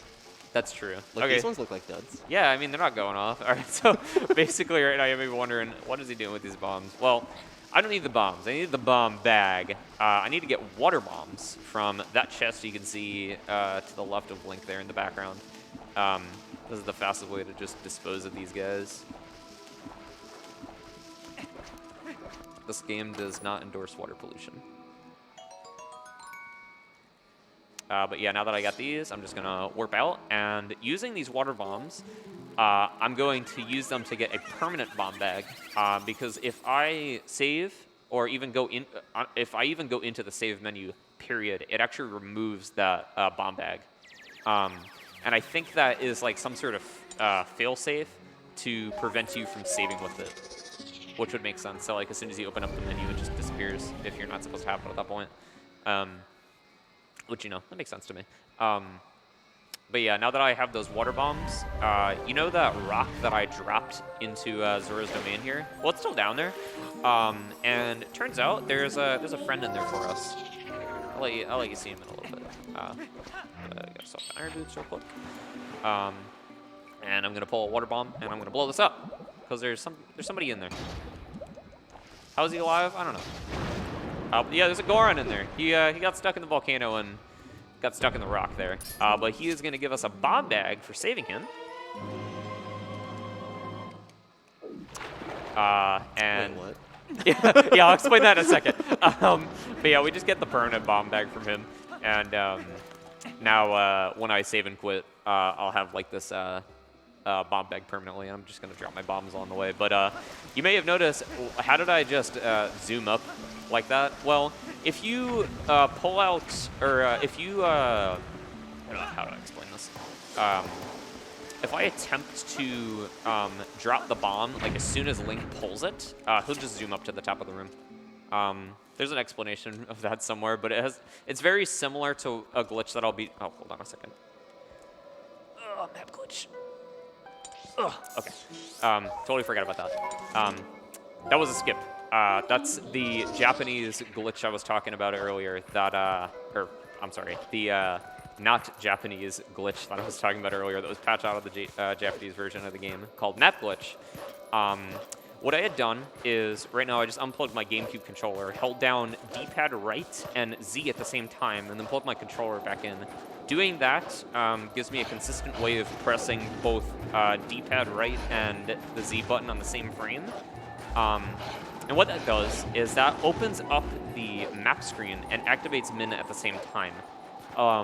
By doing that, I'm able to attempt to warp away, but the warp gets overridden by Midna, who takes priority over top of the warp away for some reason. That was patched out of the JP version, so when you attempt to warp away, Midna doesn't get called. I don't even think she ends up activating, period. But yeah, that also, you can't even do that. You can't do that in the HD version either. There's patched out of that too. But that saves quite a bit of time because while attempting to warp away, the game unloads all triggers and flags for most things. So normally when you come up to Snow Peak here, there is a trigger or a flag of some sort. I don't know which of the two. That will attempt to kick you out of the snow region. But since the game figured I was warping away, it disabled them, even though I'm still here. So I was able to just run through it because it just isn't there anymore. You may wonder, why did I activate that Howling Stone there? Well, if I attempted to go through that hole right there without reactivating triggers, then I would be soft-locked. Because that is also yet another trigger that gets unloaded. But the Howling Stone, thankfully, is there, which allows us to reactivate all flags and triggers and such, which is really convenient. These keys are getting in my way a little bit here. So map glitch is no longer active. Yes, it is no longer active now. We have another fancy little long jump attack coming up here. I'll explain this in a second. Basically, I'm going to just jump over the death plane here. You might have noticed on the map there, Link's like spawn location shows like a little blue arrow based off of his last exit point. If I attempt to do a long jump attack in that area, it hits a trigger, which will spawn him up here instead. And you'll notice if you get it because that spawn trigger point will just change to where he's standing now before like it fades away. But the reason I did that was because there was another Shadow Beast fight like the other ones that I was fighting to get war points. But since I don't need that, I just skipped out on it. There is a side effect from that, though. You may notice that the snowstorm is still here. Well, normally when you defeat the Shadow Beast there, this goes away. But unfortunately, it didn't. So I'm pretty much doing blind snowboarding. We're at really low, like, what is that game? Tony Hawk fog render distance effects going on here. You know what I'm talking about, J-Cog?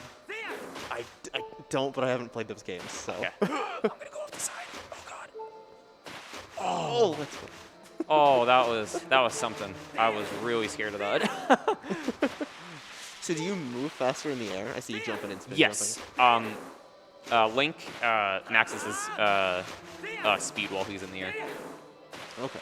So it's faster to be in the air. It's more consistent that way. There's a little shortcut coming up here, which I'm a little afraid of, since, you know, I can't really see very well. And this one always kind of scares me a little bit, just because it sneaks up on you. And if you're not in the right spot, you're going to fall off. That's really unfortunate. I had a really bad angle there. Oh, that's a little disappointing. But you know what? That's okay. That's not that bad. That's not even the part I was afraid of. I didn't think I was going to fall off there. Man. That's okay. But yeah, essentially, your view distance is very, very small here, so. Yep. It's hard to see some things. But yeah, that's why I'm doing spin attacks in the air as well, because it keeps me stalled in the air for longer. Not really much more than that. Okay.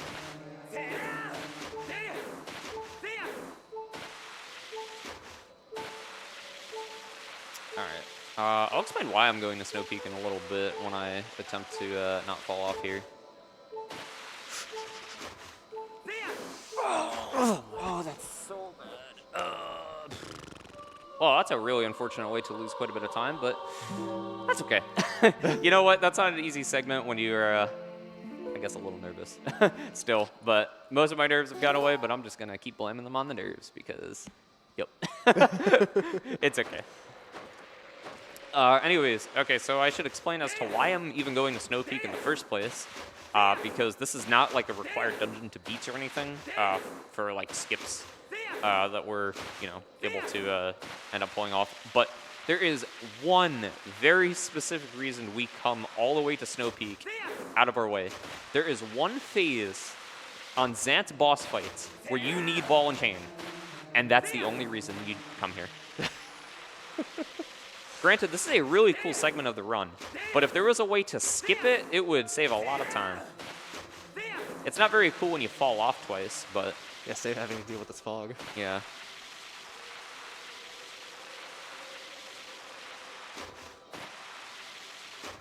Alright, I'm gonna be fine here. I'm not worried anymore. This is how I should have gone about it before, just playing it safe and going in a straight line, but you know what? There we go. Yeah, we're fine now. I shouldn't fall off anywhere. Whee!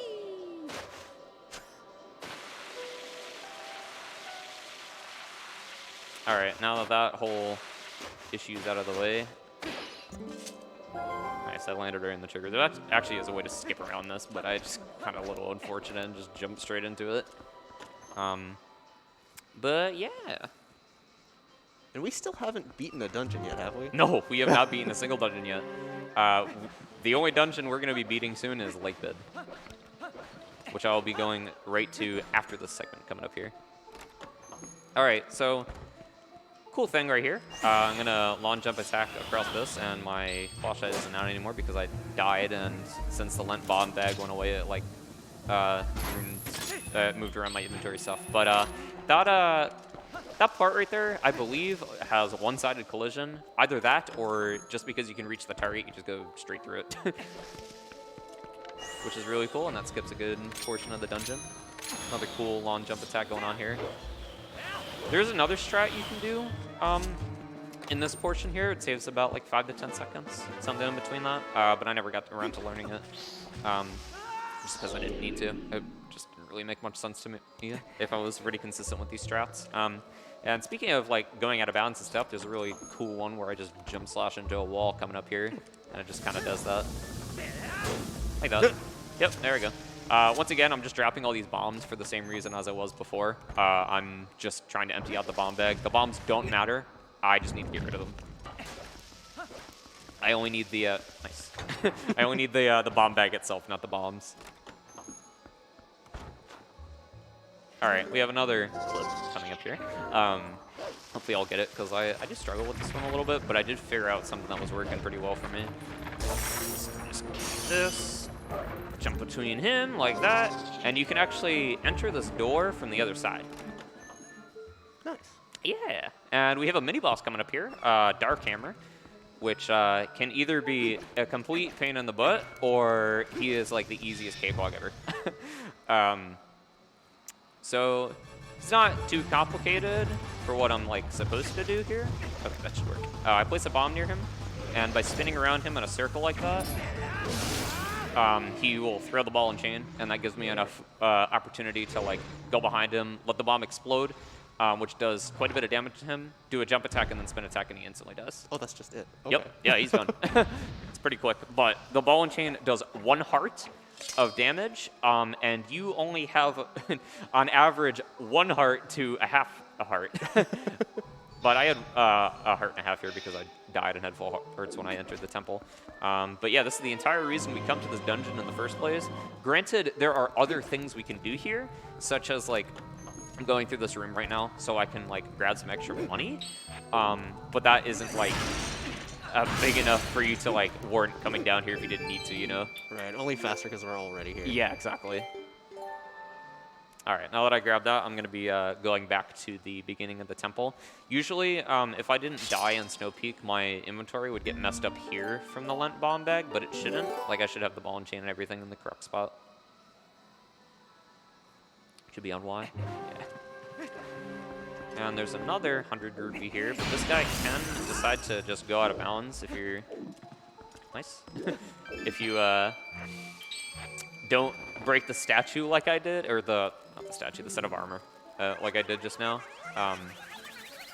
He'll, like, when you break it, he'll just decide to stay out of bounds. Okay, also, right now I'm going to be defeating Morpheal, and finishing Lakebed Temple.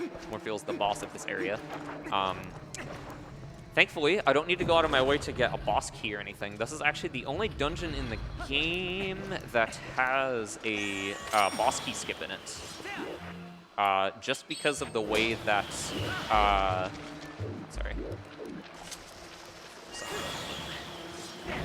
Nice. Just because... Okay. Trying to do a jump check. No, that's not help. Just because of like how the boss door is in this dungeon. Unlike other ones, the loading zone or the loading trigger is not entering the door. There's actually like a separate point of entry to the boss arena itself. Makes sense. Yeah. I love the way the setup looks too. Yeah, it's really cool. So like the boss key in this dungeon just it like opens up a door to where the boss is, and you just drop down into it. A little focus going on here.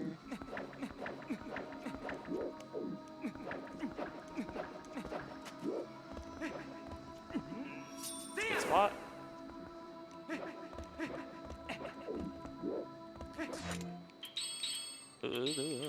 Clicked wrong. There we go. Very nice. Very nice. Woo! Good stuff. All right, now you may be wondering, how do you fight this boss without Zora armor? Well, you know the water bombs that I got? Well, you see, I can use those to reset my air meter. I would explain how that works, but I'm going to be completely honest with you. I don't actually know how it works. So instead, I'm just going to bring up my... you know what, I'm going to wait a second on that. I'm going to do this part first, then I'm going to talk about that. Good energy. He hopped in a good spot there. Good. Okay. So I had that bomb above my head, and I'm going to swim all the way up to the top. And if I hold down the L trigger and press A at a specific point, or I guess at any point, it'll like reset my air meter. Anyways, though, I was going to bring up my good friend Arma because I have no idea how to explain that trick. And it has nothing to do with the run at all, but he really likes pizza. And I haven't... Yeah, shoutouts to Arma. What a good guy. I love Arma. Me and him really like microwaves, by the way. We're weird.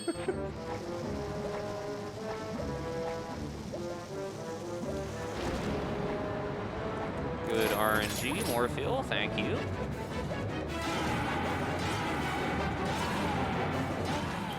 Okay, I can force unequip the iron boots right there by just swapping them off my menu. Normally Link would just like shoot up into the air. Attempting to... Hold on, sorry. I'm gonna get eaten. That's okay. As long as I swim up, put my iron boots in and hook shot, it won't be a bad thing. Tactical getting eaten.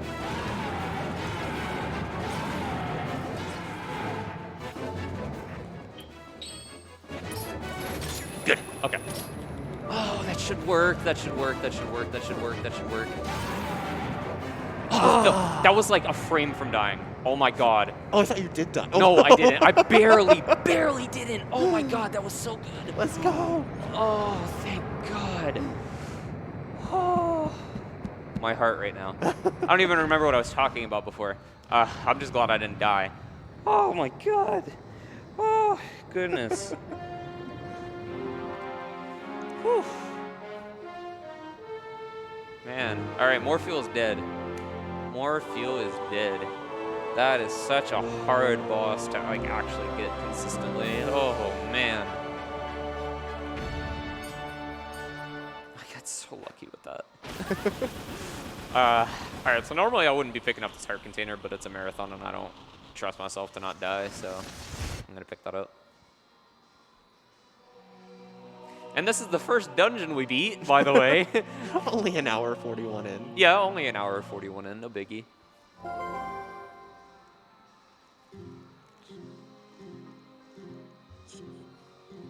But yeah, this is supposed to be the last Fuse shadow that you get. There's one on Minna's head she uses as like a helmet or a hat, or whatever you want to call it. But it's like, it's a thing that is integral to the story of this game, but I don't remember what it really is about. It's like, oh, this is powerful, I can use it to defeat Zant. And that's essentially all it boils down to. Yeah, and it is early in the morning.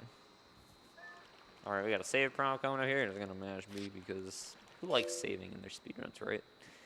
Alright, so lore bomb coming in here nice and quick for you. Alright, so what had just happened was the light spirit attacked Minna because Zant told it to, and now she got blasted by a bunch of light, and now she's almost dead. So we're gonna bring her to Zelda. There you go, there's your lore bomb. Have a nice day. Hey, we get to listen to this music though. Yeah, you get to listen to the music until an enemy decides to show up. It's so frustrating. I know, it's such good music. They could have just, you know, put like some sort of, I don't know, you know more about that than I do, but If good music, then don't play bad music. if enemy, don't change music. Exactly. No, go away. We don't like bad music here. But yeah, essentially right now we're just trying to bring her back to Zelda because she's the only one that can help us out with this.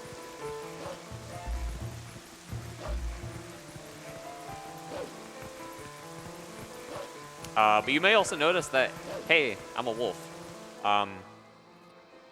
You know the thing that's allowing me to swap between Link and Wolf Link?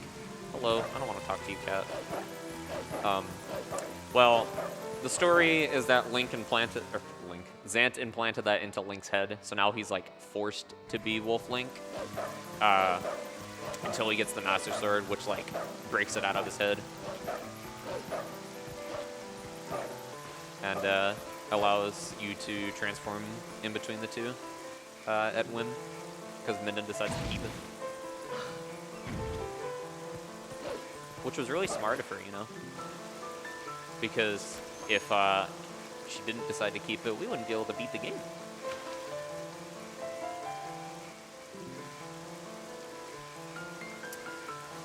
Yeah, we just have a small cutscene here.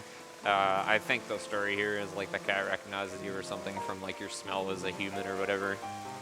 And Minna's like, please take us to Zelda.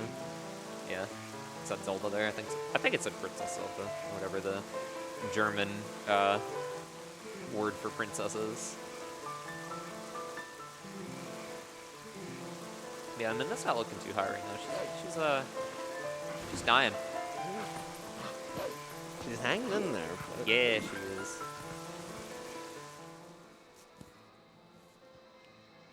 All right, so basically we're just gonna climb through Talma's bar here. Yep, climb through. Nothing more than that. You know, just you don't see a wolf or like a shadow above you or anything. Why are there ropes up there anyway? Yep. All right, here's our first instance of a Poe.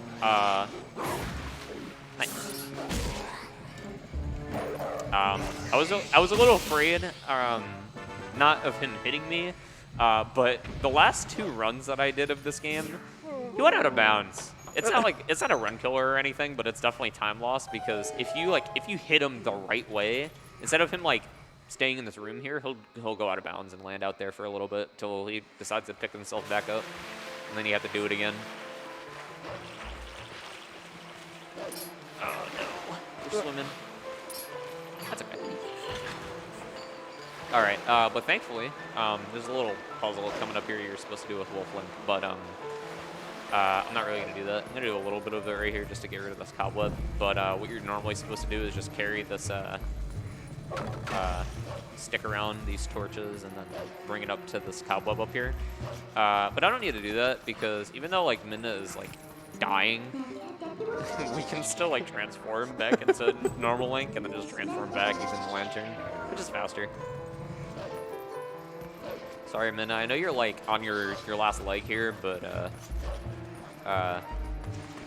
we kind of need you for a second. But yeah, we're back in the right now. We're in the sewer segment that we were at the beginning of the game, which I guess that dirt pile just brings you here. I guess. Oh, I was supposed to do something. Get out of here. No, what are you doing? You have to kill that bokoblin, or else he will keep shooting at you from above or from below as you're climbing up. Because he's really cool. We call him Bow Hugo because he has a bow. Oh no! I jumped down. Yeah, because he's Hugo, but he has bow.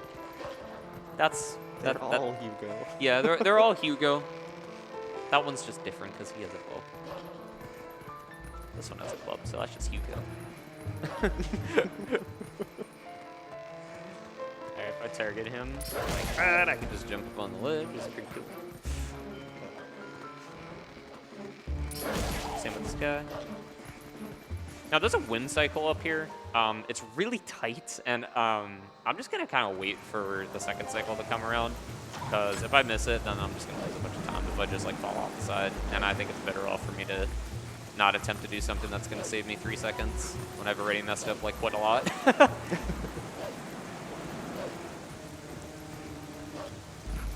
yeah, coming up here, you notice that there's like a little bridge blowing in the breeze over here. We're just gonna wait for it to. Thanks, Link. Yeah, that was cool. All right, well. Just pretend you went for it and missed it. Yeah, okay. He just decided he didn't want to go, I guess. He just. If I had to guess, it was probably just the wind, like actually being cool. Must have been the wind. I could have gone for that, but I'm just gonna wait. It must have been the wind.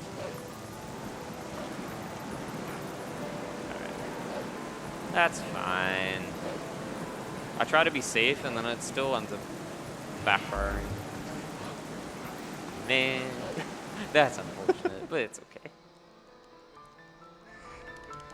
I'm used to there being a cutscene there from the beginning of the game, but there isn't one. That's fine.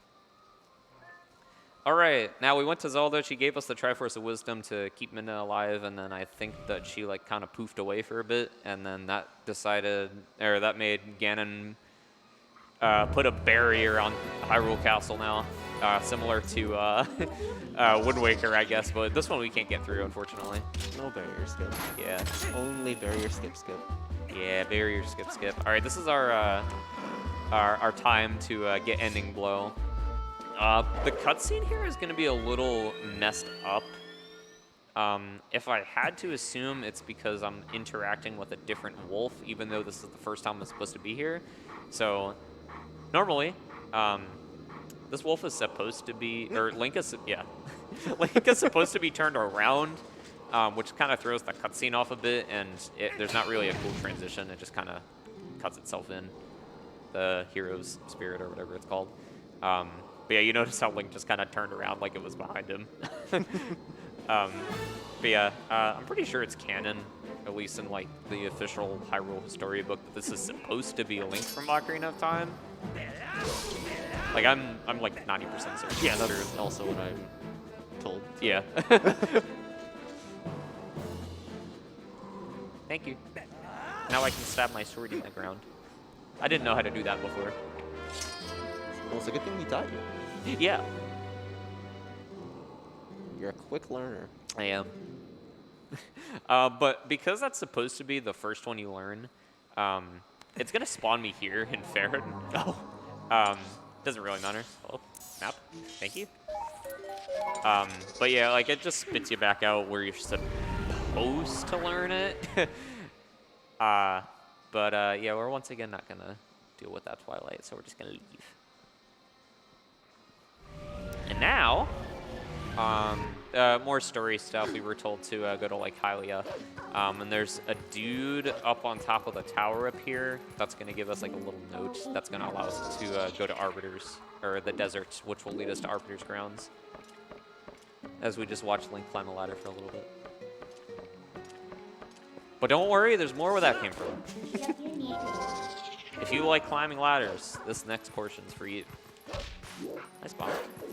That's not what I meant to do. I bet you wouldn't have bonked if there was a ladder to climb that. Yeah, you're probably right. Don't worry, ladder fans. There's a nice long one here. If he wants to climb it. Man, that is one nice quality of life thing that they changed in the HD version. They made him climb faster. But this is so much more realistic. Yeah, you're right. Let's just get a good view of Lake Hylia real quick. Ooh. That is actually, yeah, it is actually nice pretty, view. pretty. Pretty for a GameCube game.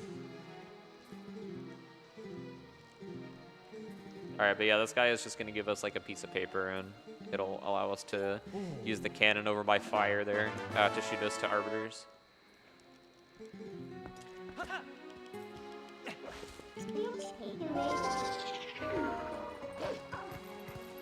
Oh. But yeah, just not too much going on right here. Just some running. Same thing is going to be coming up soon because I'm just going to be running through the desert.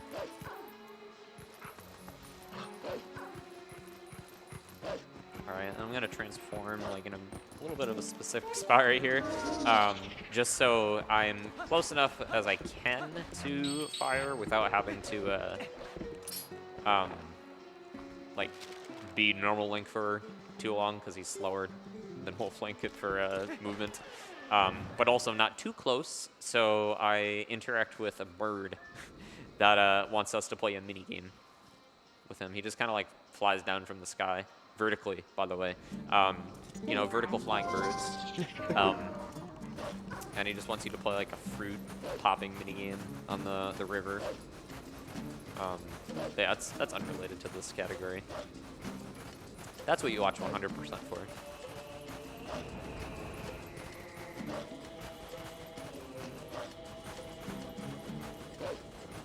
But yeah, there's not really much going on here. It's just run through the desert. Do you have anything you'd like to add, Jaycog? I mean, I'd comment on the desert, but the lag reduction has us looking at the ground. Yep. Yeah, there is lag reduction here. It's same thing as before. There's just a lot that's in the area. And I believe it just won't be loaded in when you're looking at the ground. So what are we heading here for? We're heading to Arbiter's Grounds, the dungeon. To actually beat it? Yes, okay. We will be beating it. Every dungeon that we come to now, we're going to be beating. Which would be Arbiter's Grounds, City in the Sky, Palace of Twilight, and then Hyrule Castle, which is also considered a dungeon.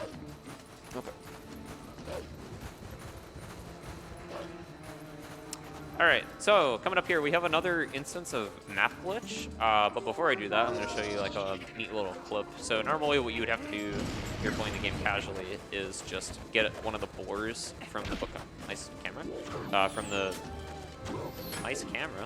the bokoblins. But instead, I can just kind of keep rolling here for a bit if the camera wants to cooperate, and just kind of clip through like that. Because the collision's really cool. Usually it doesn't take me that long to pull through that, but the camera was kind of messing with me a bit. But yeah, another instance of map glitch coming up here. Once again, I'm gonna unplug my controller, hold down some buttons while this cutscene's playing.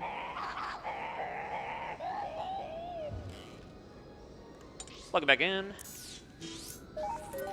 and attempt to warp away. Swap to normal link. And that has deloaded a lot of triggers, but it didn't get rid of the most important one coming up here, which is the one for a King Bokoblin fight. One that doesn't have to do it back in time, that would just kind of skip through. But, okay. That should have just put me up on the top, but it didn't. So the void plane is also disabled. I mean, what are you doing, Link? You're supposed to just stand up at the top of the edge there. You're not supposed to be doing this. There we go. And I can do a long jump attack up here.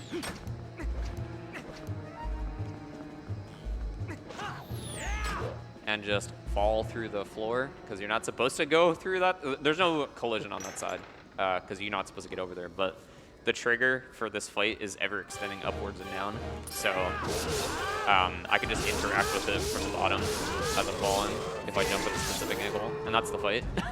Yeah, just a bunch of quick spins and he's dead. So was the void just super low, or was map glitch, did that disable? Map voiding? glitch disabled it. Okay, okay. Yeah, but the trigger for this fight is still here for some reason. I don't know exactly why this doesn't get removed, but when you do map glitch, but it's convenient. There's a lot of convenient things in a lot of games when it comes to speedrunning. I'm sure you have like a lot of those when it comes to Paper Mario. It's true. I mean, a lot of it is just we've looked for those convenient things and then It build just works routes out. around them. So Yeah. it's not completely coincidence. Yeah, I know. Yeah, I know what you mean. It's just nice that it works out. All right, but now that this building is burning, we're just gonna charge through here, and we're gonna go to Arbiter's Grounds, our next dungeon that we're going to complete, which also has some pretty cool strats in it.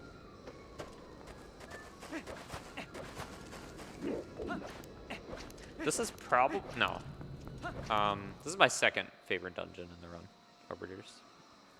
My first being probably City in the Sky. All right. So coming up here, there is a strat where you can just roll across the sand here and grab the ledge. It's like a second faster than grabbing the hookshot target there, but it's at a bad angle. It's a little bit slower. It's like 1 second slower to grab the hookshot target, but it's way more consistent for me. Because a lot of times when I attempt to just roll over there, he just doesn't grab the ledge. He just has a fear of ledges. Of grabbing ledges, I guess. Also, I'm at 1 heart. That's really not good. It's like the opposite of a fear of falling. Yeah, I know. Fun fact, it is slower to go up the ramp because your rolling speed is like significantly reduced when going up them. But the stairs, no. That's perfectly fine.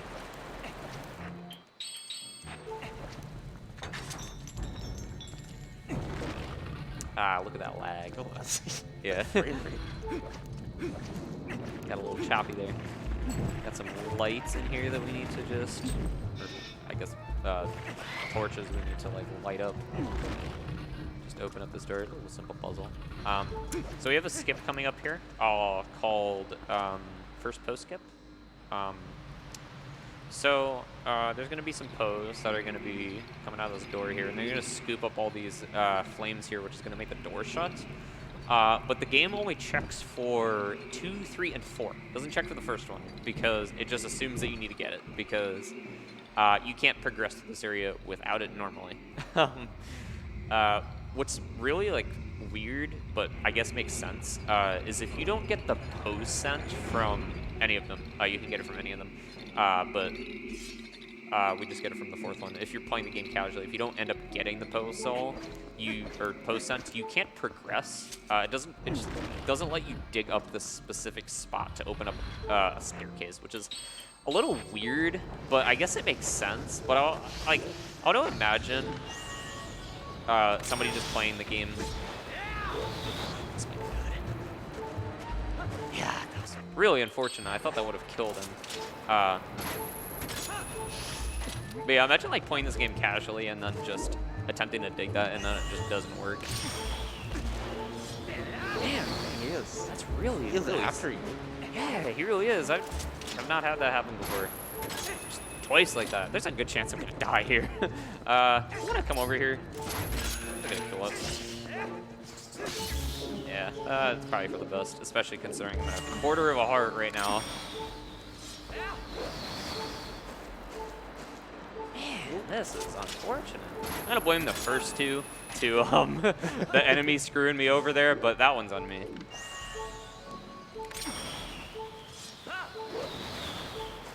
This should work. Or not? Okay. Man, I'm having a lot of finicky stuff going on today, huh? Yeah.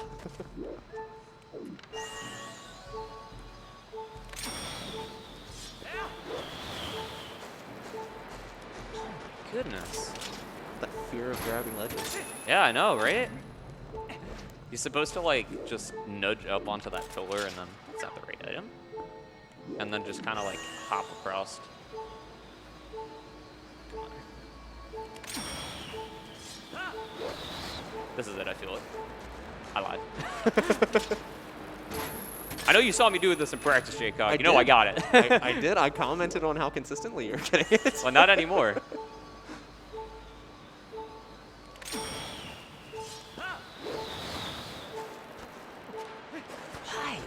Why is that not working? Oh my goodness. This isn't a great showcase for this portion, is it? It's okay. It's not a big deal. This will definitely work on the next one, I promise. Oh my god, I know why it's not working. I'm at a quarter of a heart. That's why it's not working. Oh, what does that change? Changes Link's hitbox as far as I'm aware. Oh, that's, Well, yeah, that's you're on not me. at a quarter heart anymore. No, I won't be anymore. I completely forgot about that because I'm never at a quarter of a heart at this part. Oh, so I wasn't even thinking about it. Oh, man. I'm going to get a first try now. That's exactly what it was. That is really unfortunate. And I don't have another bomb to kill these guys with because I can't use any more of them. So I need to just make sure that... See? First try. What did I tell you? It was the hard stuff, though. I know that for a fact. That's just unfortunate how it ended up working out.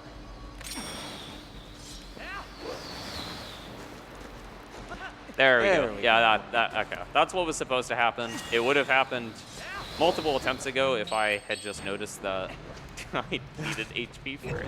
Well, it was still that enemy's fault, though, in a roundabout way. That's true, because I wouldn't have been at too low of an HP if, you know. Exactly. Man, that's really unfortunate. But that's just the way of the road sometimes.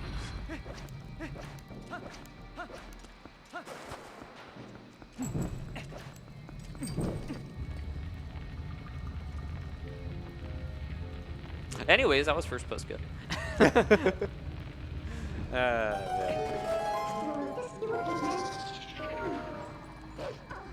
And now we're gonna take care of the fourth Po because this is the order we go in.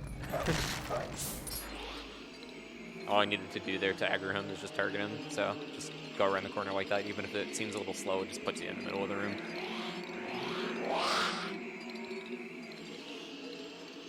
All right. A little fun fact here. the posts spinning around here are complete RNG. How many times I decide I want to do it, and I get really lucky with how many times he decided he wanted to do it. Which is really cool.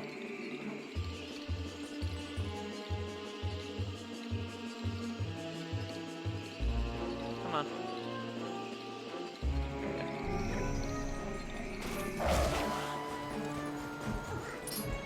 Please, please, please, please, please. I got stuck in the sand. That was a little concerning. All right, so I need to get the post sent here. It's very important. Like I said earlier, if I don't get this here, then I'll have to kill the first poach to get it from him. When I was very new to running this game, I did this quite often. Because it's just not really something you think about having to grab.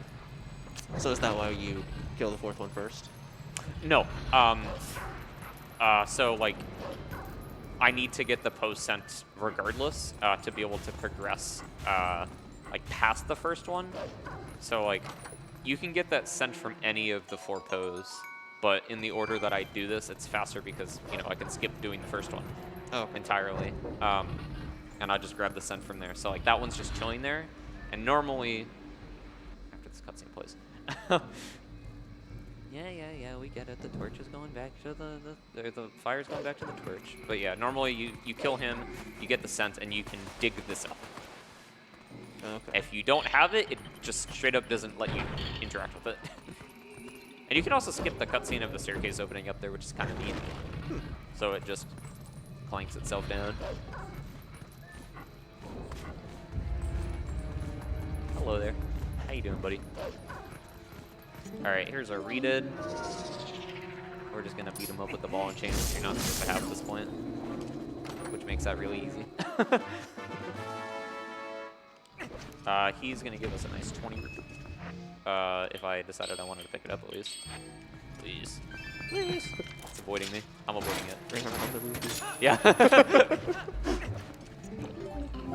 My rupee count right now is actually pretty solid. I get another 20 from another redead, and then I only need 5 more, which I should be able to just get throughout the dungeon. Alright. You don't normally need to kill those guys, but they always get in my way when attempting to kill this boss, so I just deal with them. Just not have the issue of, you know, them attacking me.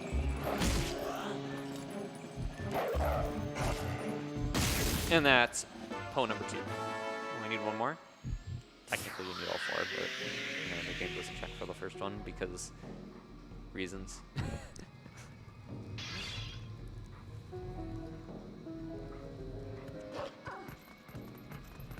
Obviously, I'm not a coder, but I just don't see their reasoning for just not like having a check for it. I mean, if you don't need to. That's fair. Here you.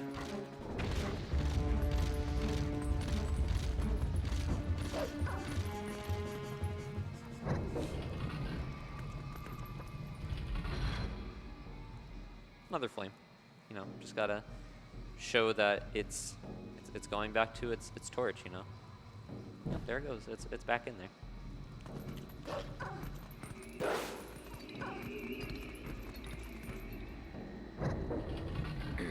Excuse me. All right.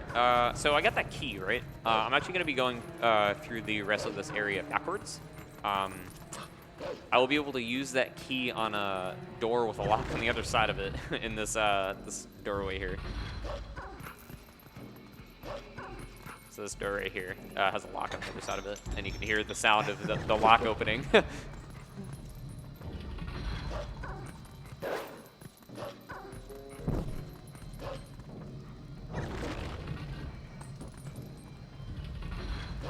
right, here's the other redead that I was gonna end up killing. Along with all these stall children here. Hey, look at all these rupees. Those are all the other ones that I needed. And please pick that up. Thank you. 300. Yeah, 300. Conveniently, you don't need to actually get any sort of like wallet upgrade in this game if you don't want to.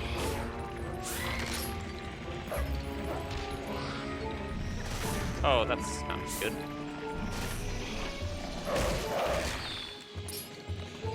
I shouldn't die. Yeah, we're good. We're fine. No death here. It's fine. Don't worry. Yeah, no big deal. All right, that's the last Nice block. That's the last flame that we need to get. The postals themselves aren't useful to us, but they just happen to give them to us when we kill them, which is nice.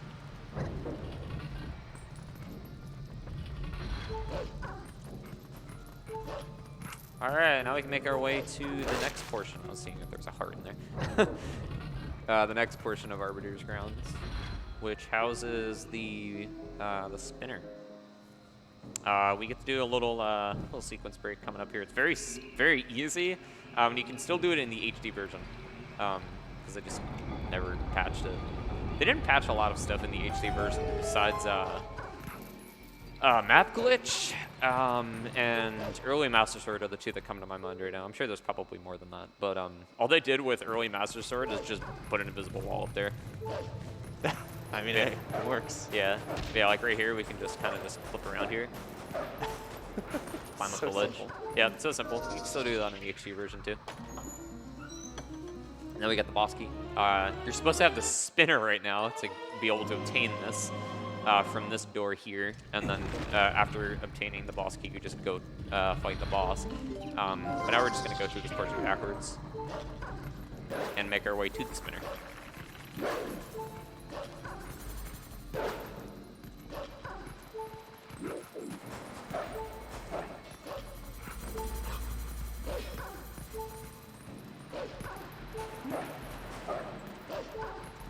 But yeah, as you can see, like all these tracks and stuff we're supposed to climb up, but yeah, we're just gonna hop through some sand.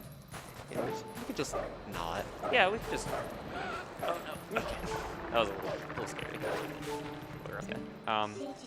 So like the Stalfos from before that I just killed with the ball and chain, these guys will instantly die to bombs. As long as I place them in the right spots, which I should. And this gate will just open. Yeah, just like that. Simple little enemies that don't really take a lot to kill.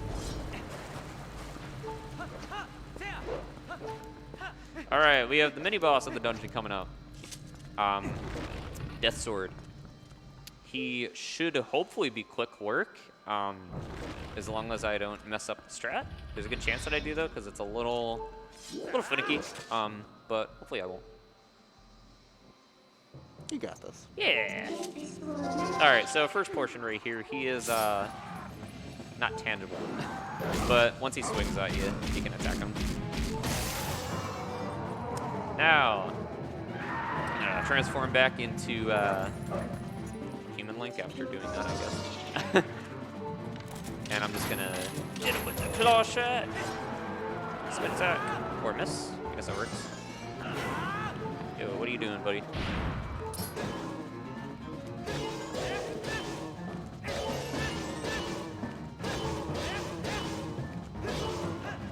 Oh, that's unfortunate. I missed. That's okay. I'll explain like combo attacks and stuff in a little bit, because I'm sure this seems a little confusing to some people. Oh. You know, this is still faster than me doing my old ball and chain strat here.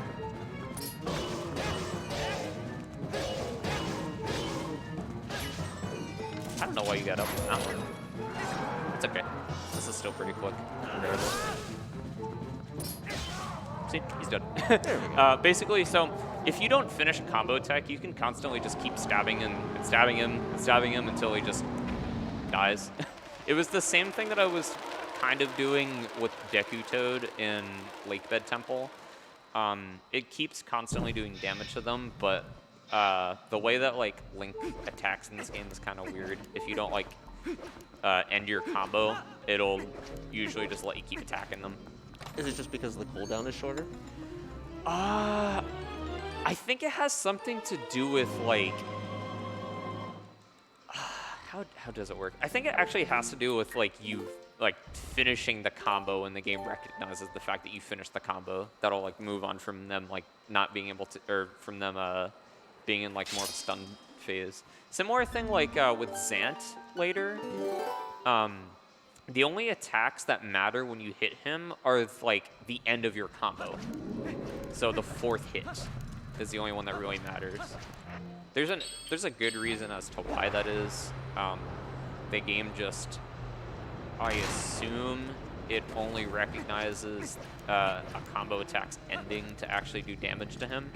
I have heard other people say that, so yeah, checks out. I think there's one instance where that is the case, and that's the phase where he's running around on the top of the poles, where I get the Gale Boomerang from the mini boss there, where I like whale him with spin attacks there, and it does damage to him. Okay. All right, but yeah, now that we got the spinner, we can do some stuff with it, such as like open up these gears.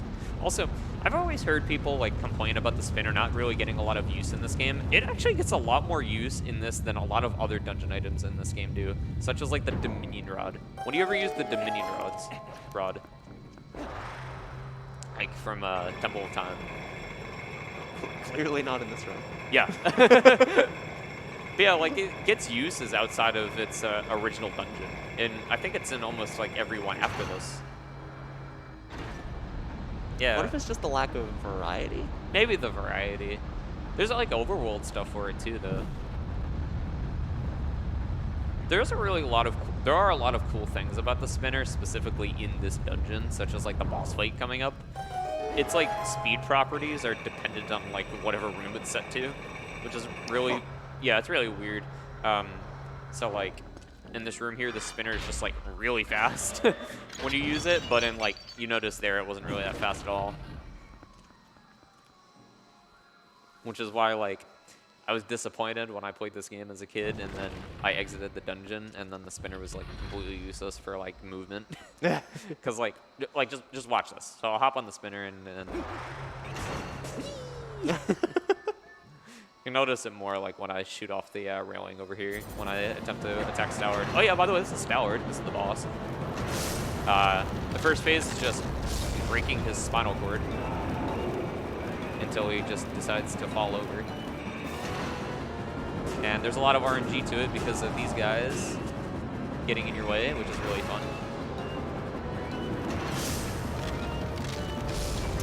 If you aren't aware, there is a really cool skip that is done if you want to decide to do it. It's very hard. When I mean very hard, it's very, very hard. Most people don't do it. If you're only going for it if you're going for world record in this game. And even then, some people aren't even doing it. But man, if you want to see it, I'd recommend like watching Demon or some other top runners that are currently competing for any percent record. Demon's the only one that just comes to my mind though, because I saw him doing it when he was doing attempts at this game. Still, probably one of the bigger skips found in more recent years because there hasn't really been a lot of major stuff in this game since its first couple years of being out. Structure-wise, it's been relatively the same. Just like minor things here and there that's collected to be more over time. But yeah, look, we defeated the boss. I can't believe it. Wow, he's done. Dead. Yeah, we're done with the dungeon already. It's kind of weird that we didn't get a heart container. Oh my god, he's still alive. Ah! I mean, a floating skeleton, it is actually pretty freaky. Yeah, it is pretty freaky, actually. There's a strat here. If I pull it off correctly, I should be able to knock him down without having to go up the tower. Not like that, though. All right, I have to ride up the tower. I'm pretty sure I hopped onto the rails a little too soon. That's okay, though. It probably loses like probably 20 seconds. Practiced that earlier, too, and I can confidently say that I did get it quite a few times, but rules change when you're doing a marathon, huh? That's true. All right, but we'll be able to one cycle. No, I mean, no, we won't. Kind of opposite things to myself here.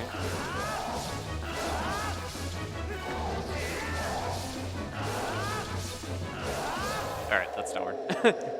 He's dead. For real this time. Let's go. Woo! But yeah, cloak spins are pretty broken in this game, as you can see. So can you one cycle that just because you just do enough damage fast enough? Yes. Okay. That's what it boils down to.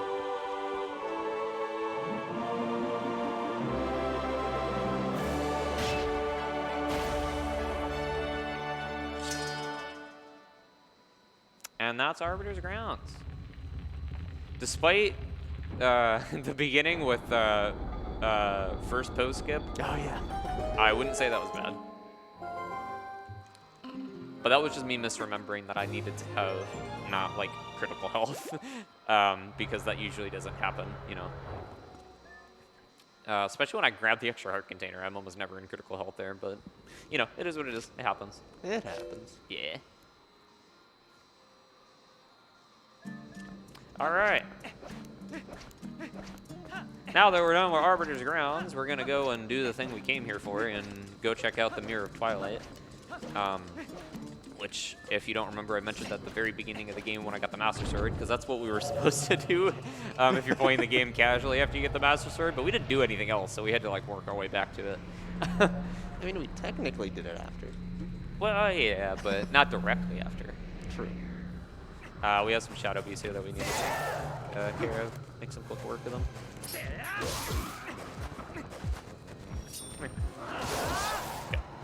Okay. So normally you'll have to like climb up this tower and activate like the Mirror of Twilight, but you don't actually need to do that. Instead, if you just zoom in the map far enough, Midna doesn't actually kick you out of warping away. She just like for whatever reason, the second zoom in doesn't have a check for it. And I don't know why. Also, remember how I said these people were gonna stand outside all night? Yeah, they're there. Yeah, they're still there. They're gonna be there forever now. They just really, really like the fresh air. I hope that's the reason. Yeah. Hopefully they're not like glued to the floor or something. Okay. But now that I did Arbiter's Grounds, I opened up all that stuff. I'm gonna be taking care of City in the Sky. Normally you would go to Snow Peak and then Temple of Time and then go through like a whole side quest here. But thankfully you can like extremely easily clip through this. Which, by the way, they attempted to patch this in the HD version, but they just made it a little harder. Alright. Once again, I'm just gonna zoom into the map pretty far and then warp this away. But yeah, normally like there's a trigger there where Midna's like, oh hey, you the Mirror of Twilight's so close, and that'll be there for the rest of the game now. So I'll have to zoom in on the map every single time. And that's our cannon. This is exactly why we needed all the money. And get it fixed. Yeah, that guy's gonna fix it over here, Mr. Fire. He's not even gonna really pay much mind to the fact that, oh hey, how did this get here? Hey, buddy. I mean, when life gives you a cannon, you fix it. Exactly. I mean, what else would you do with a cannon? Not fix it? I don't know. That sounds kind of weird, not gonna lie. Agreed. Right. There he goes. He's such a good cannon fixer. He is. He loves cannons. I mean, he has his own. I appreciate that they don't let you skip that. Yeah, I do too. Can't skip this either. Man, look at that sun. It sure is round. I went blind from looking at that. You're not supposed to do that. I know, but it was right in the camera.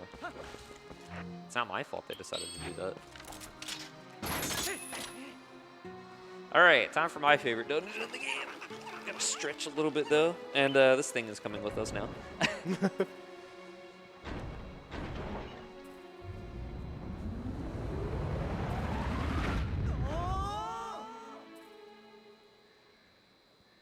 Alright. Speech. In the water, in the drink. Alright, there's some really cool tech going on in this dungeon. If you like long jump attacks, this is going to be the dungeon for you. Because there are all over the place here. I think that might be the boss. No. Oh, okay. The real boss is that.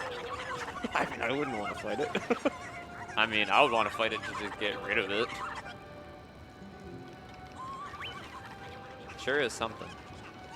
Wouldn't you say? It's definitely something. Yeah.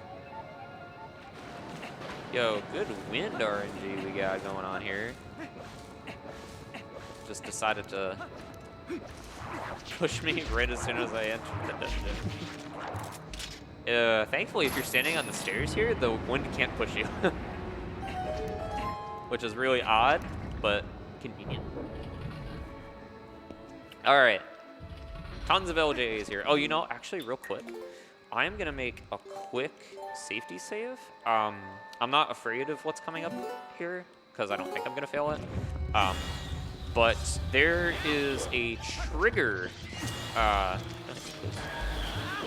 There's a trigger in front of this door here that I want to make sure I actually like get around and skip without any issue, which activates the central fan in the room. I did it. No need for the save. But there's a trigger there in front of that door that activates the fan up at the top of the room. I'd be able to hear it right now if it was turned on, so I know that I did it properly. But if you walk into it with normal Link, you'll hit the trigger.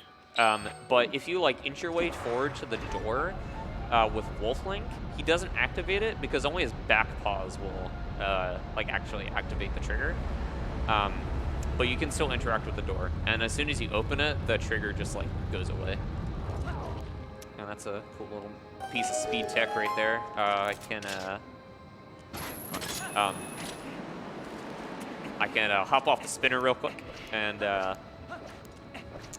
bridge will like still finish, and I can get like a little bit of a roll in before it like plays the cutscene. Little small time save. You get to do that again once later too on the other side because it's supposed to be. Pretty sure the dungeon is supposed to be set up to be somewhat symmetrical on both sides, give or take. But you know, there's a lot of like hookshot targets in this place. Isn't that like kind of odd that they would like decide to put like a lot of hookshot targets in this place? It's a good thing you have one. Yeah, it is a good thing I have one.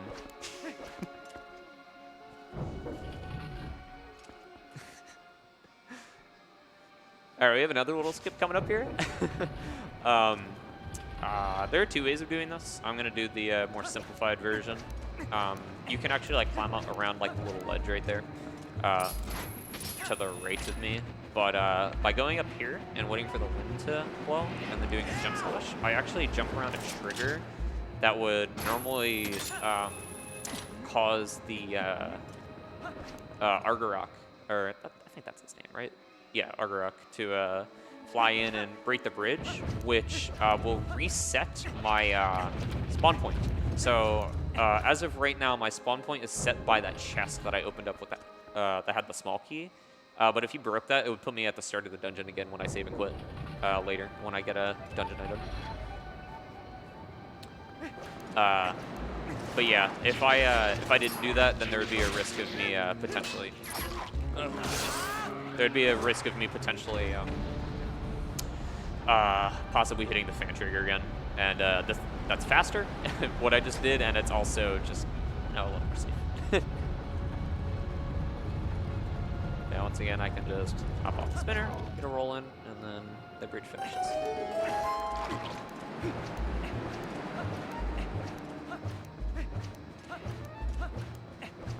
And so the wind is completely RNG, right? As far as I'm aware, yes. Okay.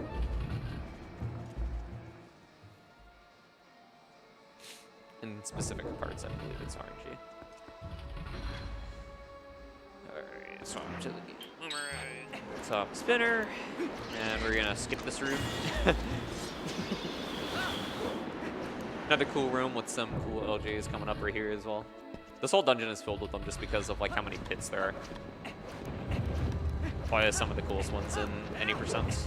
A lot of cooler ones in 100%, if you ask me, but that's not this category. It'd be a little bit longer if it was. Yeah, just a little bit. You can get a jump slash there. It's a 1 frame. Doesn't really make much of a difference, but yeah. These guys, all right, they're dead. Yeah, they just fall. They just jump over the pit, and if you do a spin attack, just kind of fall in the pit and die. You don't really need to actually fight them. There is another way to get them knocked down. I believe if you like pull out your claw shot and like shoot it at a specific time, they'll like hop back and die, and like they'll get like startled by it and then just fall in the pit. I've seen other people do that before. I don't think it makes much of a difference time-wise. All right, I hope you like these chicken things because they're going to be using them for a little bit here. Have another small little skip coming up here. We can skip out on activating one of the fans underneath the floor here. If we like climb up the weird broken terrain.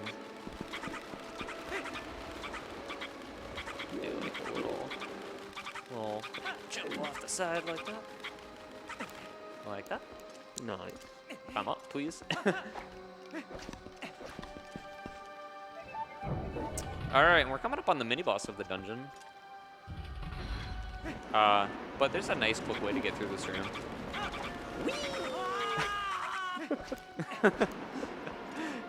Yeah, I wouldn't want to have been like the Uku there. Get a little whiplash there. Yeah, getting pulled down by the iron boots. Oh my god, imagine that. Another one frame here if I can throw on the iron boots. Nah, I didn't get it. It's much of a difference. Alright. Another trick coming up. Pixel shot. You have 1 pixel to shoot a hook shot target through this gate over here. Let's see if I get it first try. Be nice.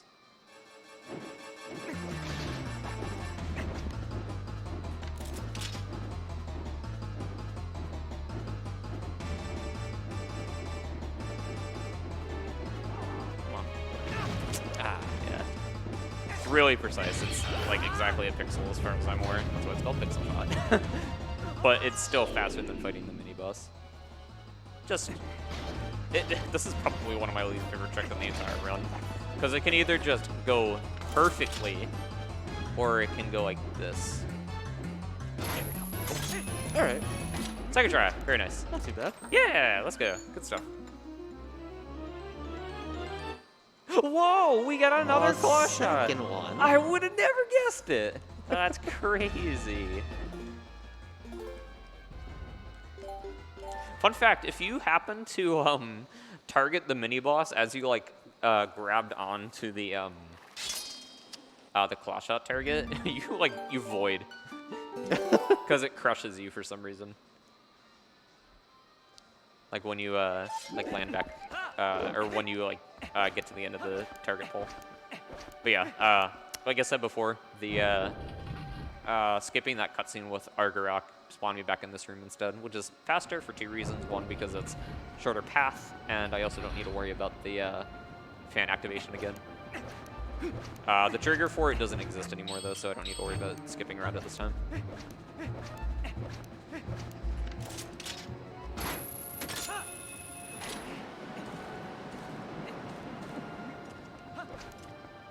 All right, and since I never activated that that fan up there, I can go through here instead of. Oh please! Oh. I knew he was gonna get me. I waited too long. What was that? At least he didn't knock you off. No, I waited too long to claw shot that though. I heard him running. But yeah, you can go up through here.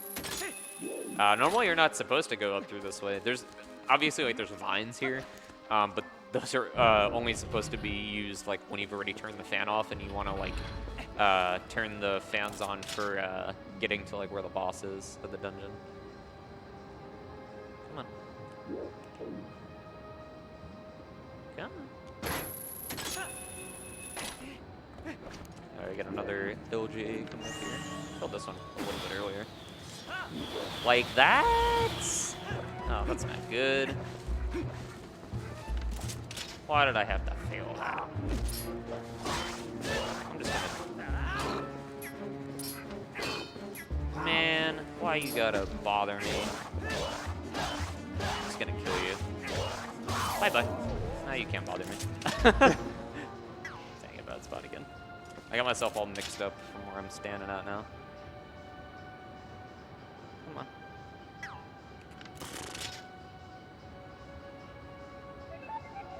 Please. There we go. That's pretty precise, depending on where you're standing at. No. I don't know why I was failing this one earlier so much. There we go. That's how it's supposed to go. See, nice and simple. Easy. Yeah. But yeah, this leads us to the boss key, and now we can just go to the boss. Do do do do.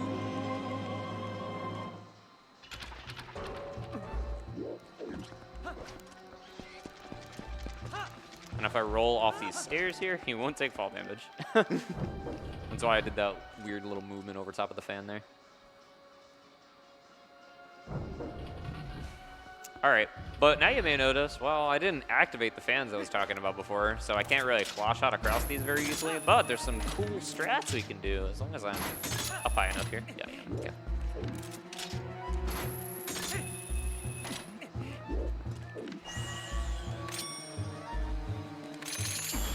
Seems faster than doing it normal anyway. Oh yeah, definitely. Probably one of the cooler LJs there. You barely make it too, because you either land right on the railing there, or you just land barely past it.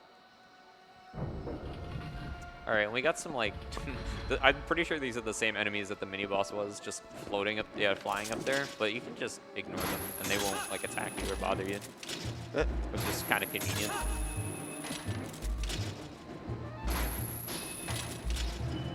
This has probably got to be one of my least favorite rooms in the whole game.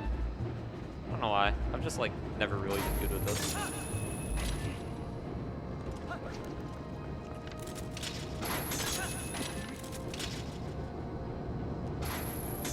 Ooh, that was good. Barely grabbed that, I'm pretty sure.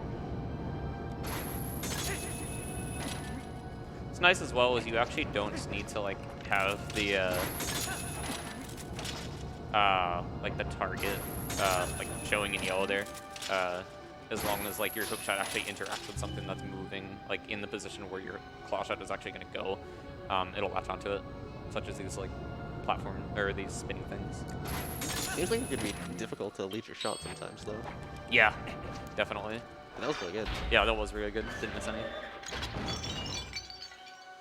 Very nice. All right, now we got the boss coming up. The boss? The big dragon.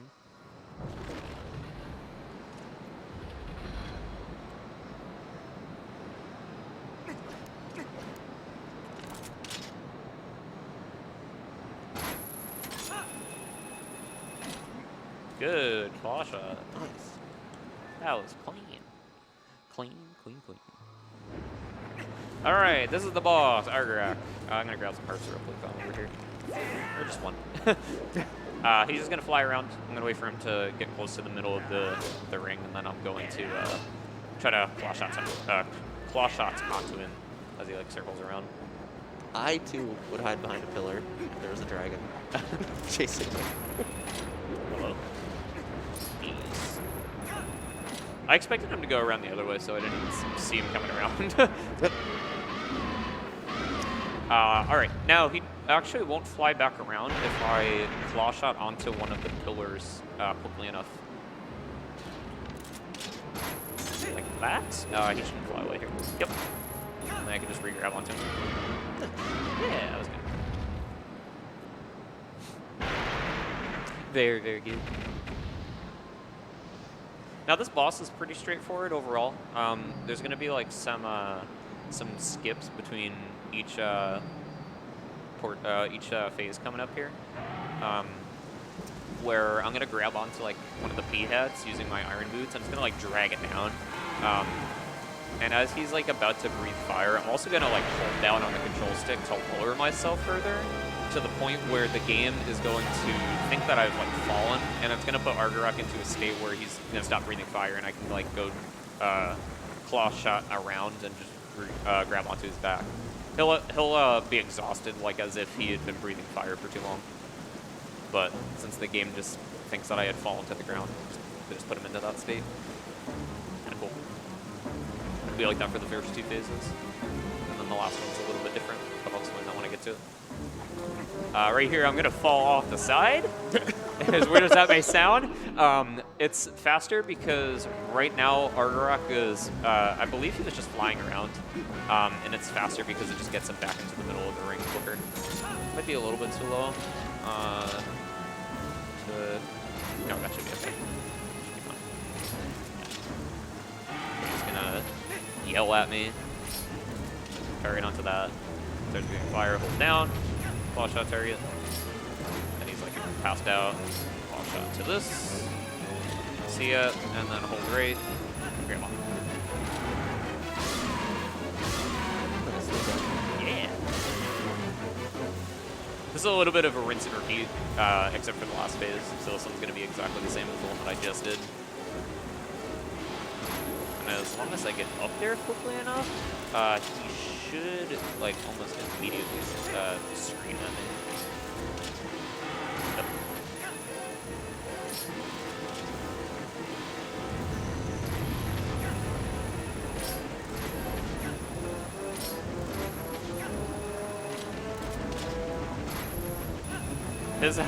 His target on the back one's pretty big. Yeah, he barely even have to aim. Yeah, I know.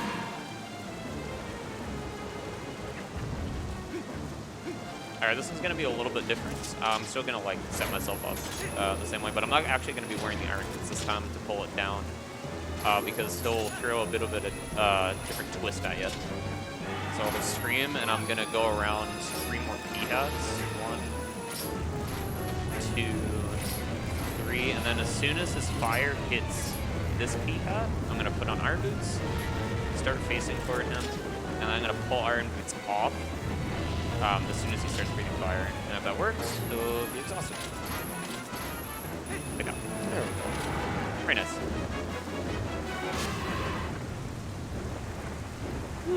Good fight. That was a really good fight. Let's go. Yeah. Woo. Nice stuff. Yeah. A couple mistakes, but that dungeon seemed like it went pretty well. Yeah, it did overall. I'm trying to think, like, what was anything major that had happened that was bad? Second try pixel shot. Yeah. That was probably it. There was that one fall with the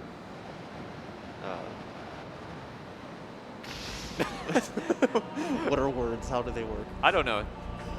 Words are hard. The boomerang jump.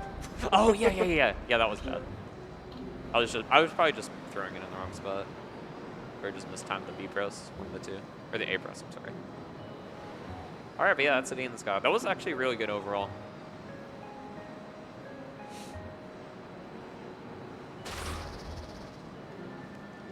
Now we're off to the Palace of Twilight. I don't really like this dungeon too much. Probably one of my least favorite in the entire game, but it's okay. It's not like a bad dungeon, but it's like definitely not my favorite. I like the atmosphere of it. Yeah, the atmosphere is good, but it just feels too samey with what you're doing in it. That's fair. Because like the first 2 portions, you're just carrying the souls back and forth, and then like you're just making your way up to Zant, and that's it. There isn't really like much of a puzzle to that.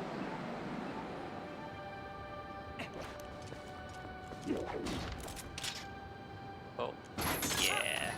All right, I put on iron boots there because as soon as I fall, I can jump slash. And since I fall quicker with the iron boots, I'll land on the bridge instead of going in the water. Oh, nice. Yeah.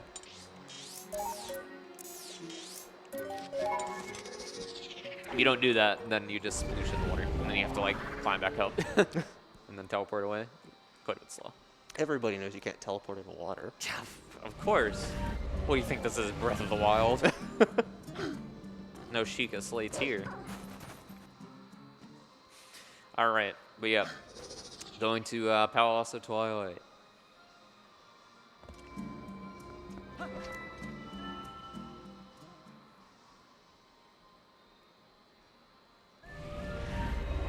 Immediately going in here, I'm gonna transform to Wolf Link because he's fast, and we don't need to use normal Link for a little bit.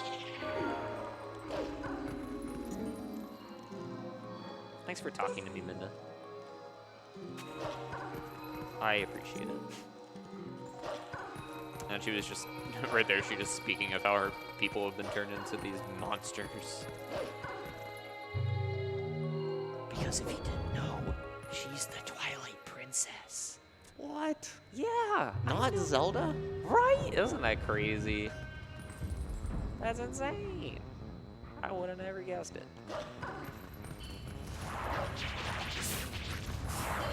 I mean, to be honest, I wouldn't have guessed it. Alright, those Xant heads are going to be a common reoccurrence in this dungeon. Basically, come across one, you have to fight it to progress. That's the general gist of it.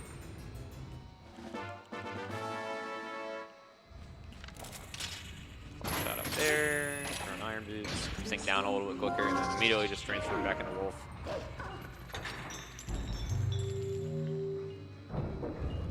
I think it's mainly the left side here that you do a lot of wolf movement.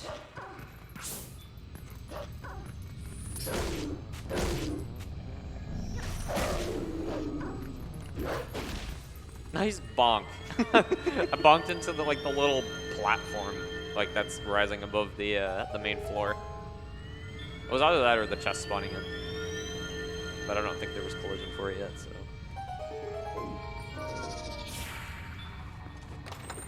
Alright, so normally in this room you just have to claw shot up the room like I just did, but since this platform's low enough, I can just do that. Yeah, it's just a little movement. Alright, Phantom Xant. I hate Phantom Xant because it's either going to go exactly the way I want or it's going to go the exact opposite. Because to do it fast, you need to do a stab and then 3 quick spins. And quick spins are cool sometimes. They can either just decide to work or they just don't feel like it that day.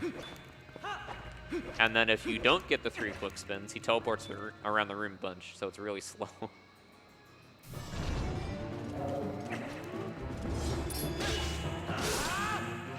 Like that, that sucks. Alright, maybe I'll get lucky and he'll just spawn right here. That's okay.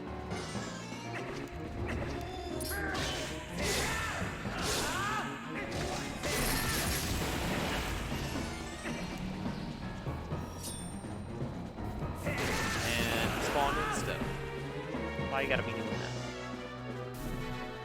Come on, where are you?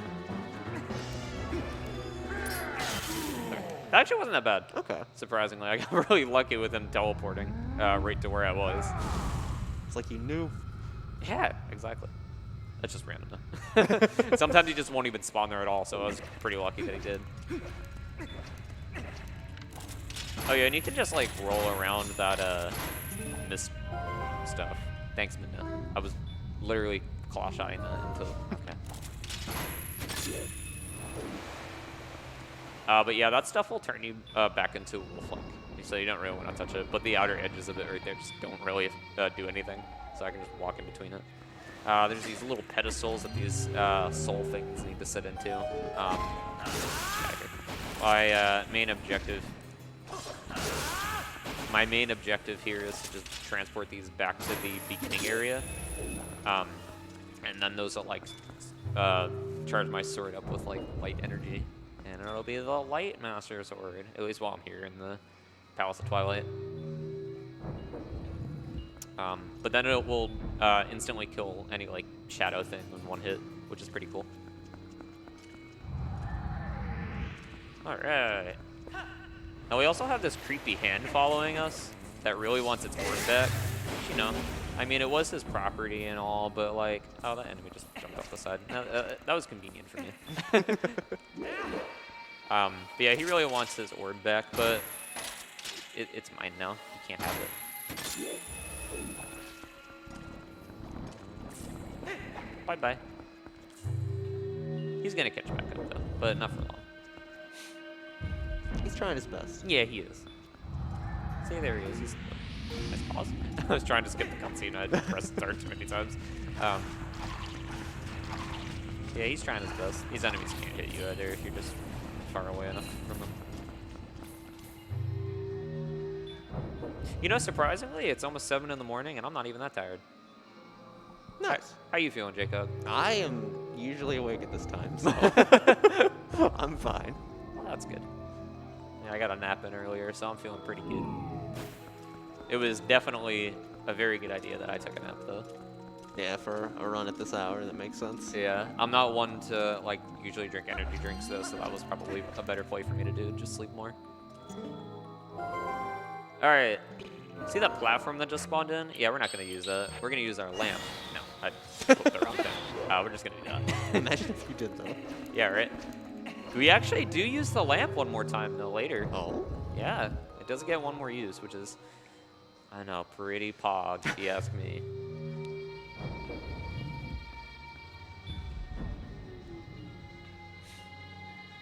Alright, this is going to be a claw shot target for us to grab onto right there.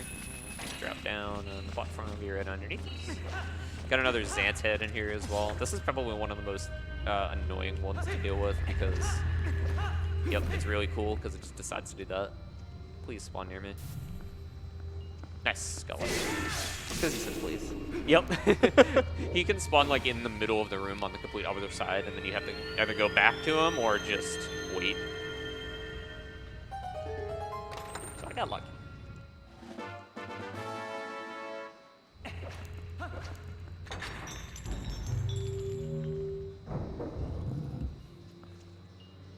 Alright, I'm just gonna throw the boomerang when I jump off here to like stun one of the shadow beasts to stay in the same spot. Turn myself into Wolfling. And take care of those guys real quick. That was really good.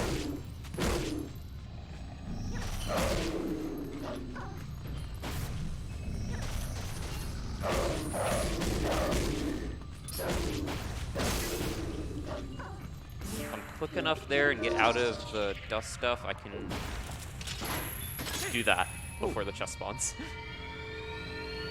If the Xanthed died before I swapped to Wolflink, then I wouldn't have been able to claw shot onto that as quickly. So that's a nice little amount of time save.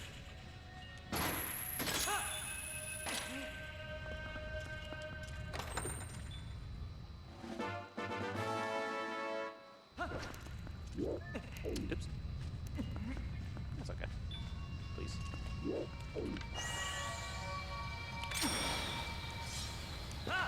That didn't work out the way I wanted it to. I couldn't really see. The camera was really bad. You can get the boomerang to go out of bounds there. I was just kind of hoping that it went into the right spot because the camera was bad. But it didn't. And that's a little unfortunate, but it doesn't really lose that much time. I could have just jumped across the... past the stuff there, which would have been pretty nice, but it didn't work out. I'm pretty sure you can also claw shot the target, but you do it through the wall, so you can't see it. Oh. So you're shooting blind. Yeah, essentially. You're aiming blind, more like. Fair.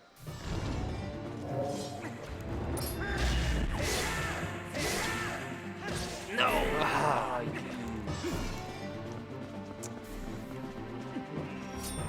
come on, Zan. Maybe he'll spawn right. Oh. Here. Yeah. It just... Quickspins suck.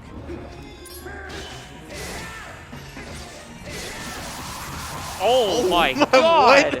Whoa! Whoa! They all spawn on top of me. Oh my goodness. Arguably worth it? Kinda, I suppose, huh?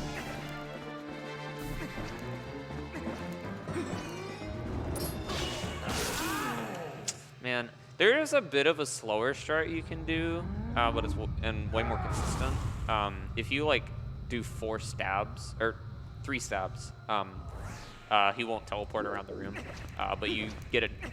It takes more cycles. So arguably, it's probably better, just because it's more consistent. But whatever.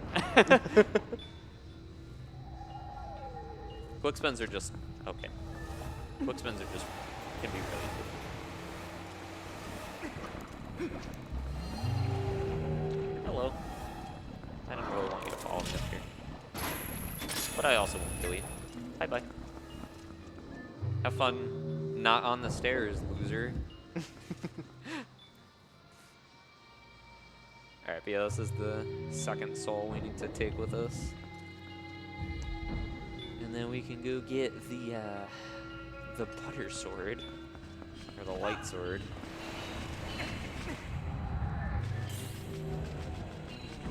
We can throw that soul right onto the circular platform there as he like comes into the room, which is really convenient. Oh yeah, also that shadow beast down there can screw you over, and he can push it. Like you might have noticed it was pushed a little bit. A little bit, yeah. Yeah. I didn't see that. Yeah, he can push it as you're like walking across the platforms, which is really cool.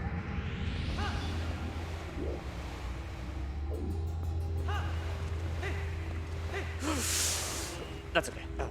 That's okay. A little soft, but it's okay. I'm just gonna wait. It's rolling away. He's gonna probably grab it, but it's okay. He missed! He missed! Oh my god. Oh, that's funny.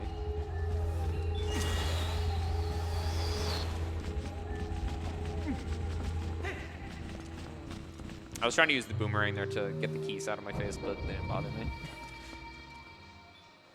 Thankfully.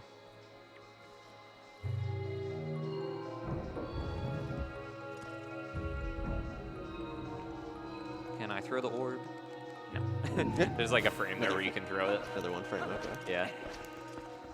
It's faster because you can just roll and then re-grab it like that. Alright. I'm gonna throw this over here, and I'm gonna jump off.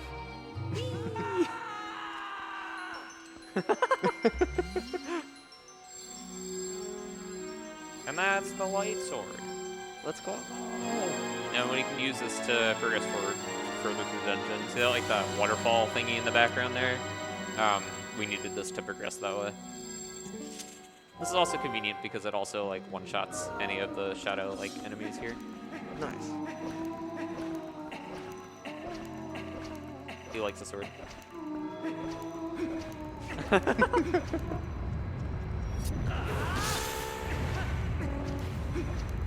My hearts here are really nice for this upcoming part because there are a lot of small enemies that can do quick damage to you if you don't have enough HP here and you can die. Nice little buffer. Yeah. For sure.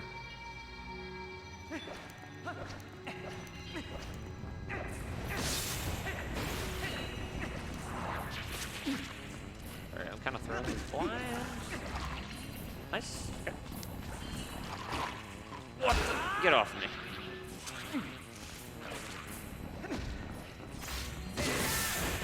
See like these small enemies in here? Yeah, I can be really see cool. what you mean. Yeah. They already did a full heart to me.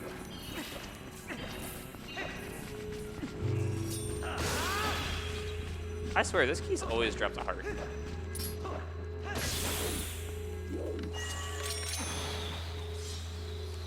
Oh, man, that didn't go out of bounds. I thought I was gonna. I didn't target that properly. It's okay.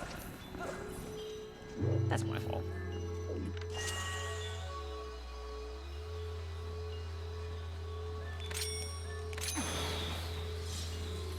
There we go. No, please. Sniped. There.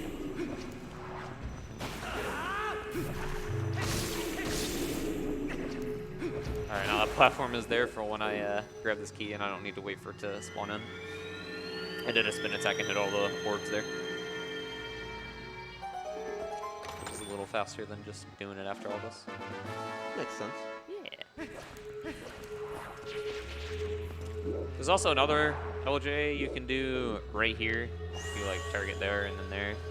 But it saves like 1 second and that's not fun to do because most of the time when I do it, it decides it doesn't want to go out of bounds and then I just fall down. Yeah, it seems pretty punishing to fail. Yeah, it's not worth it. 1 second doesn't really make much of a difference, if even that much time.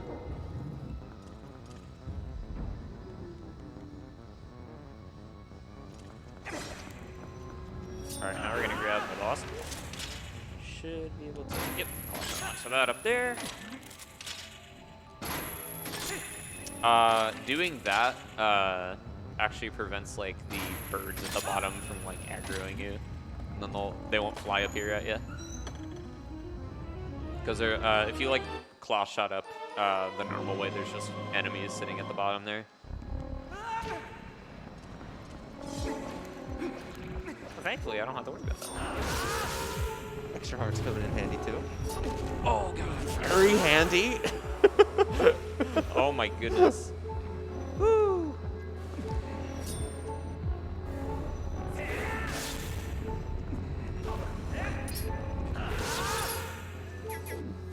That's okay. I can get some hearts in those pots over there. So it'll be okay. Only slightly terrifying. It only does a little bit.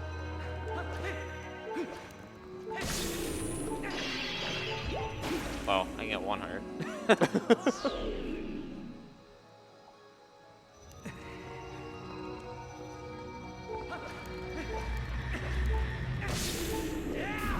Nice.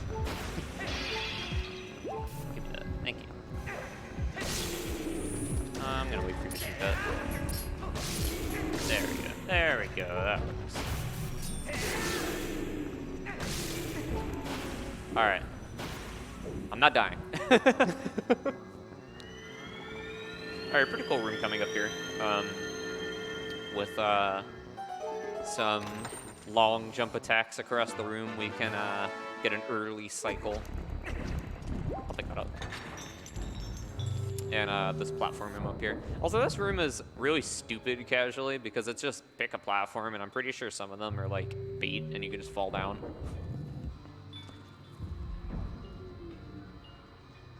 Which is pretty cool. So right here, I'm gonna pull Thin out real quick, which is gonna stop the platforms up at the top, but it's also gonna make these like shadow beasts spawn in quicker. So that gives me a little more buffer room to actually make it for the cycle.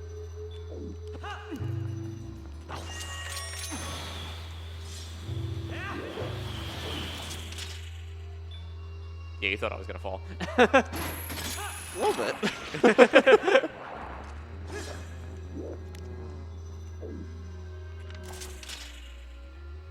Alright, there's gonna be a Zant head that's gonna spawn over there. It shouldn't be able to hit me though. Yeah. Really?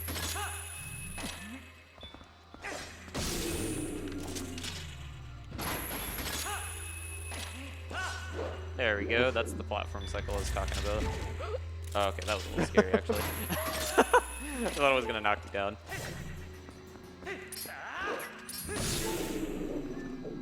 All right. Now we just have Zant as the boss coming up.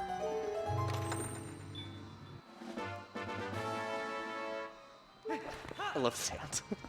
Yeah, he's a really wacky character. Probably one of the best boss fights. Yeah. One more long jump attack for the road. I'm trying to think. That might actually be the last one in the game. What's that? I think that actually is the last one in the game. Huh. Yeah, I can't think of any more off the top of my head. No, actually, there is one more to skip the postman.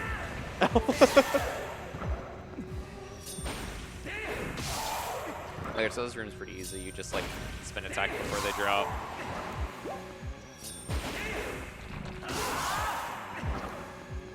A little too early on that one. Some heart spawns. Yeah, got one. Alright, that should be more than enough for Zant. I'm not really too worried about taking too much damage on him.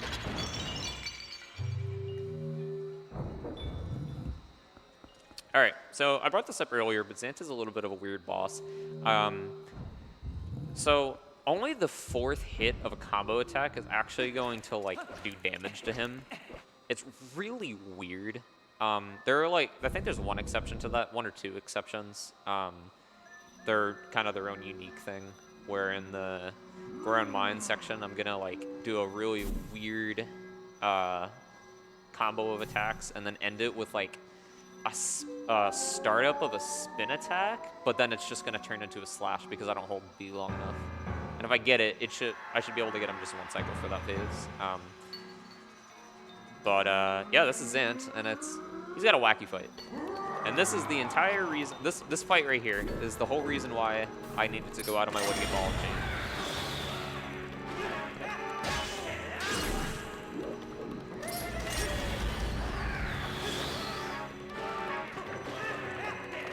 Okay, good. Nice. But yeah, these are all like throwbacks to previous dungeons that you've been to. Not all of them. You won't go to every single dungeon, but a good chunk of them you will.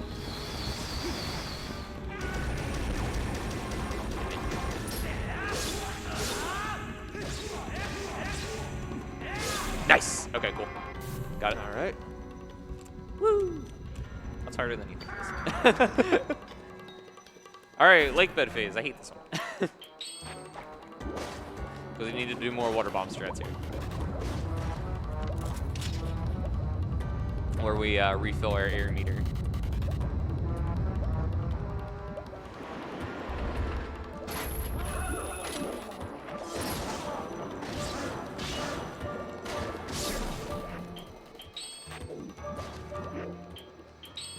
Oh god, no. I'm gonna die. Oh man, that sucked. It's okay. It's okay. It's just a little slow. I clipped over the wrong thing and started moving, so he didn't actually end up pulling the bomb. That's a little unfortunate. That's just bad menuing on my part that caused that to happen. It's okay. You just spawned back in the last phase you were doing. Oh, that's not too bad. Yeah. Yeah, so that's 20 seconds of doing that. Probably 20 seconds. Not a big deal. I've already lost far more time than that. Is that something to be proud of? Probably not, but...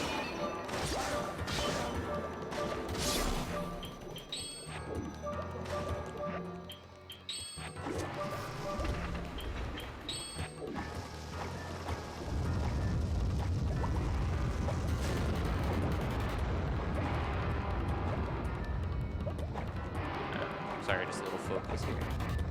Just trying not to... trying to make sure I don't drown again.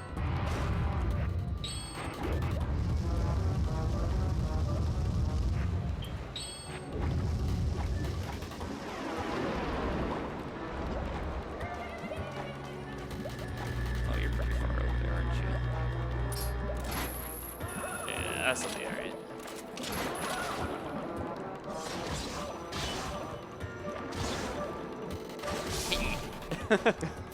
You swing your sword so slow under the water.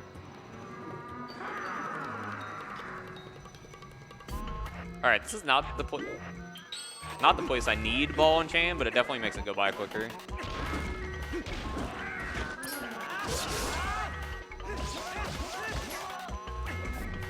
Take this. What? Oh, what? I pulled it out, or I put it away too soon. And well, it would have been useful. All right, so this phase is the only reason we need ball and chain for the entire run. This phase right here. The Blizzetta phase. This is where you would normally have fought the boss of Snow Peak, but we didn't do that.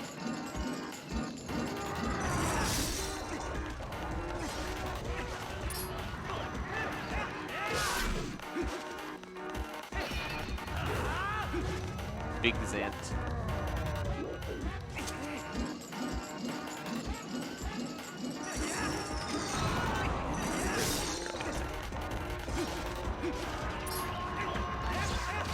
Small Zant.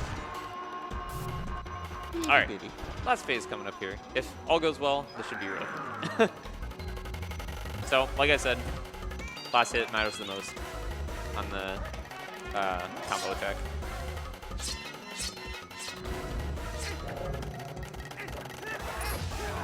I missed. That's okay. Good.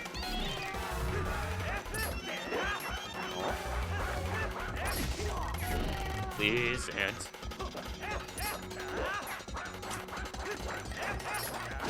okay.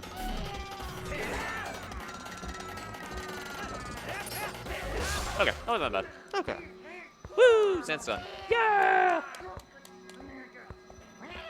Let's go. Yeah, and he freaks out. He turned into a huge goofball. He was very serious at the beginning of the game, but not anymore.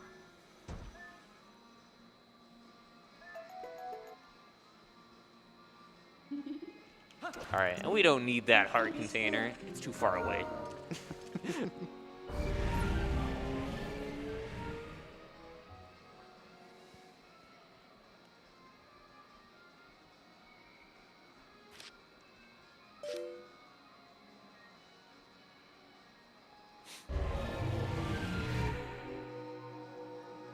All right, time for the final area of the game. We're getting very close to being done.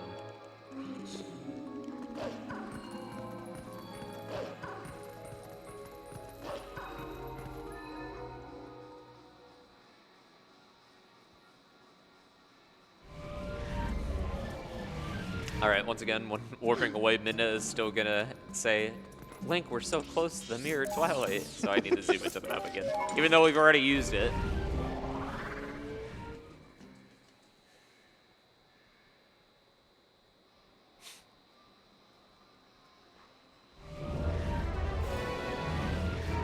All right, last boomerang jump. Can we skip the mailman?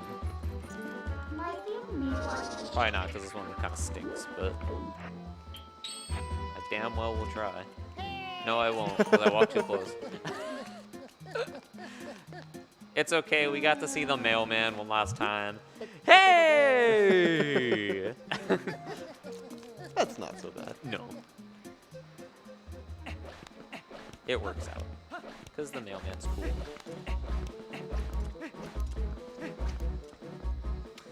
All right. And we have an unskippable cutscene coming up. Yes. Don't we? Definitely a cutscene. Mm-hmm. You know which one it is, right? I do. Yeah. But not before we bonk into the loading zone. For the cutscene, of course. Optimal. Optimal. All right. Yeah, you can't skip this cutscene. Which kind of stinks, but not really much you can do about it, right?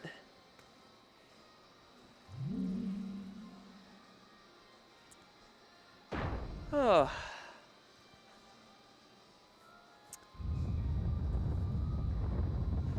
So how's your day, Jacob? That's pretty good. Oh, that's good. You know. I've been, watching a speedrun, Twilight Princess. Yeah. Are you looking forward to your run later? I am. Yeah. It's on Paper Mario. Yeah, we love Paper Mario. Yeah. How's your day been? Oh, it's been good. It's good. Been playing Twilight Princess. It's a pretty good game. Yeah. Got this.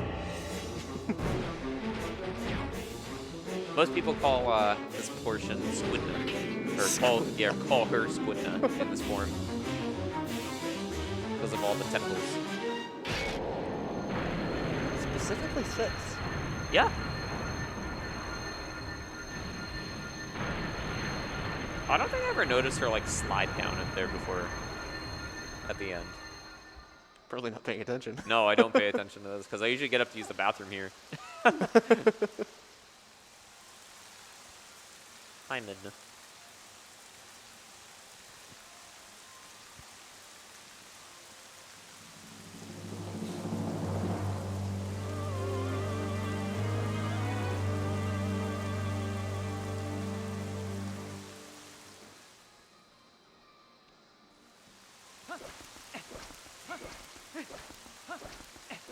All right.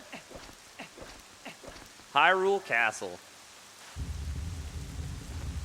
At least the outside portion of it.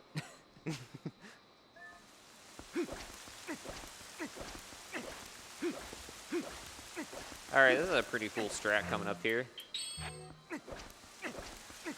Got these enemies here that we got to deal with. I don't want to fight them though. I'm just gonna let the bomb do it. Bye-bye. And that just kills all of them. Also, a really neat oversight coming up here by the developer's part. There's a little cutscene that's gonna play for this berry that's gonna spawn in.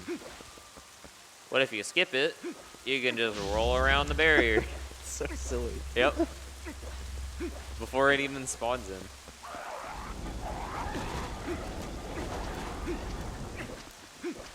And these enemies won't be able to come after me because they get stuck on the bushes.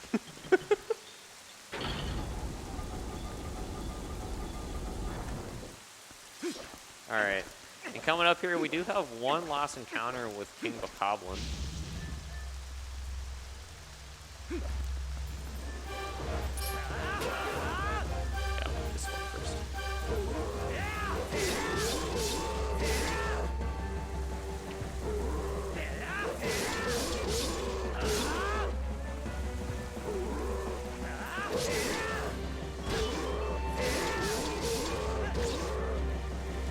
Come on. There you go. Okay, he's dead. That wasn't very optimal, but I mean it worked. He is dead. Well, not really. Well, Is he though? Whoa, hey, thanks for the key, bro. he respects you. He does. He's like, I fight with the strongest side. I can respect that. He's like, Ganondorf is bad and he sucks. He's not really, you know, good. Well, not good at it as in like powerful, but Link is powerful. He realizes how many times his butt got beat.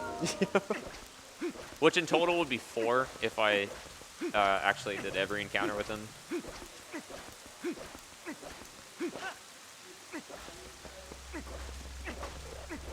You're still there. Yep, you can just go around it. Well, I guess you can just kind of go through it a little bit, but yeah.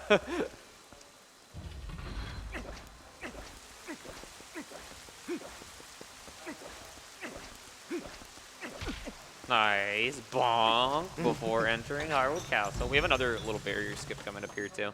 It's a little bit different than that one, but if I jump slash at this pillar off to the right side, Link will get stuck as the barrier is spawning in. Like that. And he won't go behind it. Or go into it, I guess. He went behind it. I suppose, huh? It's true. Yeah, due to that, these lights never turn on. Either. Not the lights.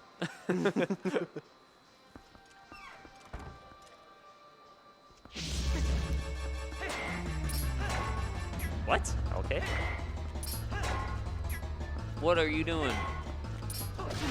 There we go. This is an Iron Knuckle. They're rather easy to fight in this game. You just kind of go up behind them and just slap their armor after you like set them for a bit. He's gonna throw a sword at me. And then like rinse and repeat. This is why the combo attack isn't a good thing to do. Because you can just keep constantly getting hits like this. And he's dead. Nice. And I'm gonna swap to Boomerang and Lantern. This is our other use of the lantern coming up. Say goodbye to it, we won't see it for very long. But before we do that, I'm gonna put out another light. So I can raise this platform up. I'm gonna be honest, I thought I was gonna miss like going up on top of it because like the camera like acted weird there and it slowed down. But that was fun. But first we gotta do a simple little torch puzzle with the lamp. Oh no, the keys hate the light. Alright, they go back to bed. Alright, we have one more use for some bombs as well. Like, remember the Bokoblins before, how they just kind of ran into the bomb? Well, these guys are going to be stupid enough to do it too.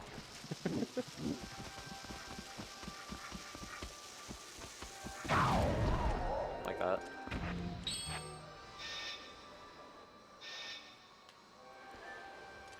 These enemies aren't really that smart. I'm really not. I expected more from them, not so much the Bokoblins.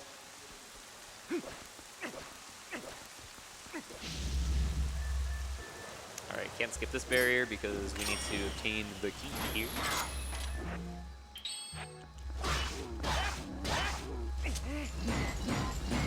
Ah, that's unfortunate.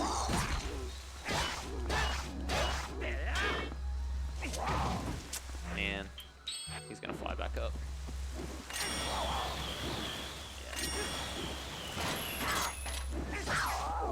What was supposed to happen, he was supposed to die. Got there eventually. Yeah, just a little bit longer than expected. No hearts, man. What a cheapskate.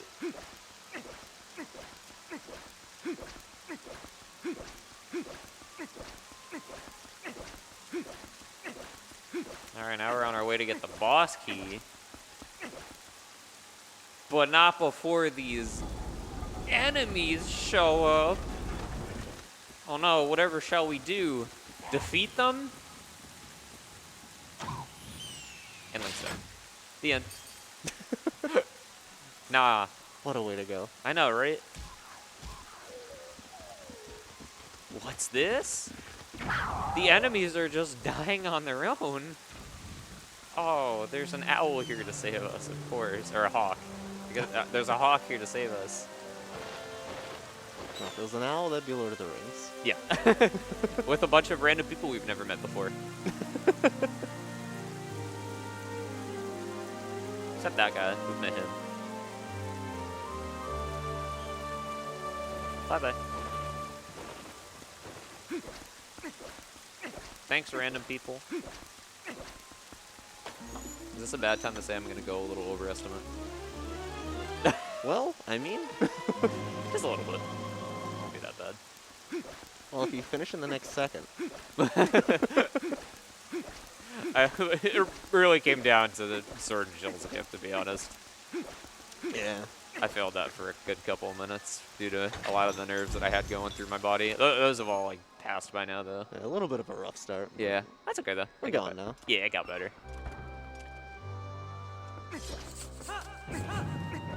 All right, normally there's supposed to be a specific path you take there, but you can just kind of hop through it before all the platforms just start sinking.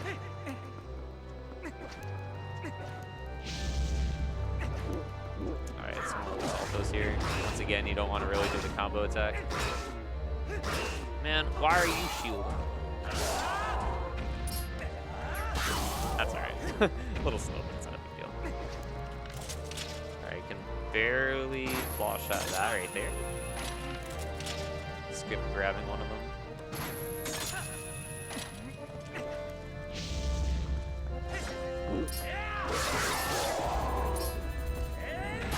And we have one more use of the spinner. With some lag here. Oh, yeah, that was kind of unfortunate when I decided to hop on that. That's okay. Doesn't really matter, to be honest.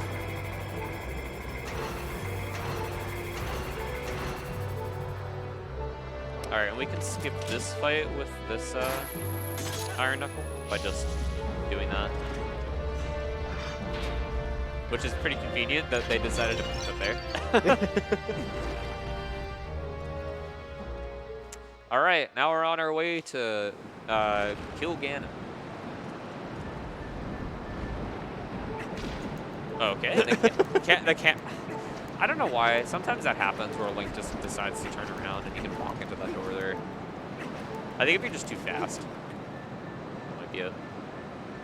It's like a bad frame to roll or something. Yeah. More or less.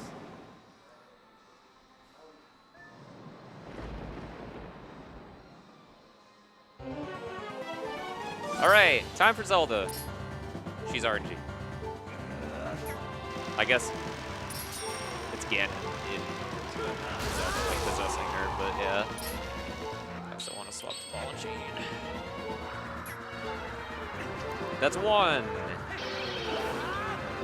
1 second. 2 cycles. I think the minimum you can get is 7.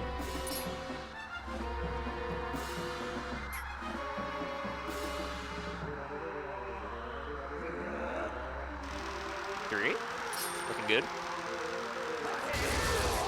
Alright.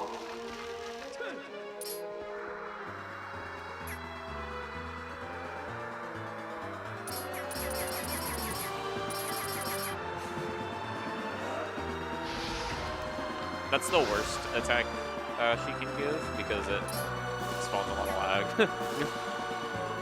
That's 4. Just need one more. energy ball. That's the better attack of the two that she can give you. It's 5.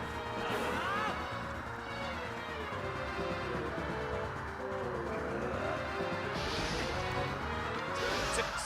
And hopefully, if I get good RNG here, she'll throw the energy ball here.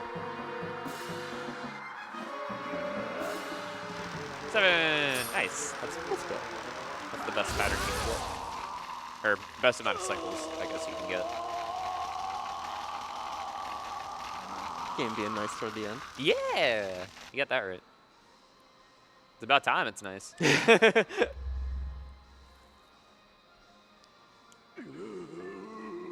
Alright, gonna do a side hop here, throw a ball and chain to knock off Beast Cannon. Jump flash, 3 times, and then do one combo attack. I think that was one less than I was supposed to do. That's okay, I can make that up in this next part of the fight, I'm pretty sure. Or this next attack here. If I stand in this corner here, he'll always spawn right here. Hello. I can just knock him down with the ball and chain again. Oh, so much lag.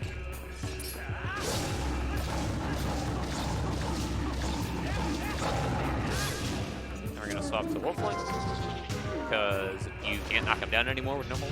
He'll just like get out of the way of the ball and chain. Didn't expect him to hit me there.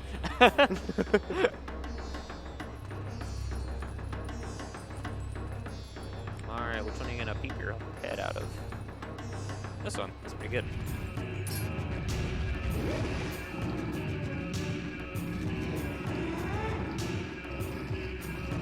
Yeah.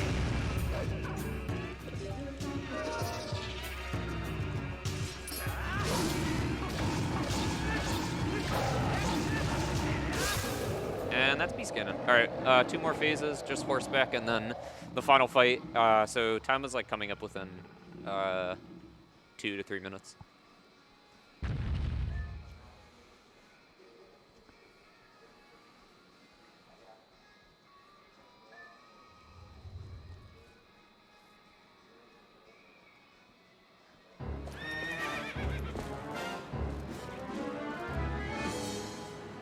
All right, is Zelda gonna give us good RNG here? Or I guess that sucks. Is Zelda gonna be able to aim the bow well? Is what I should say. Let's see.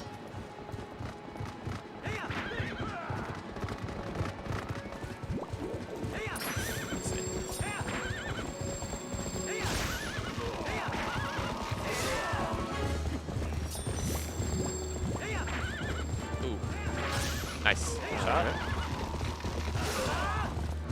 Oh, that's my bad. That's my bad. That's okay. That's okay. That's okay.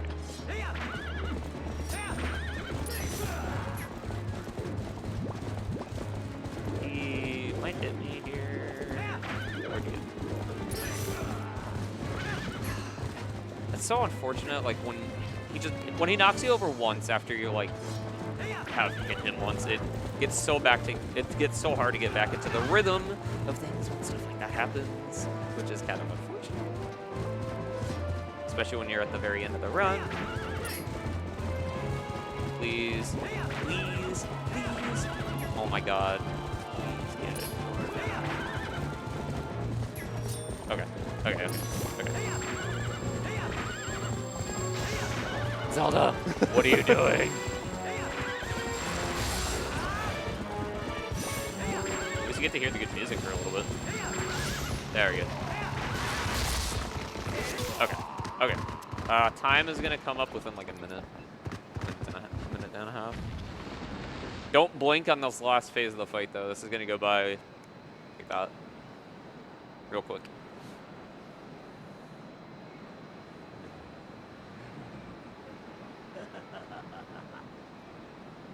This was quite a bit overestimate, but like I said, I'm blaming that to Sword and Shield skip and my nerves.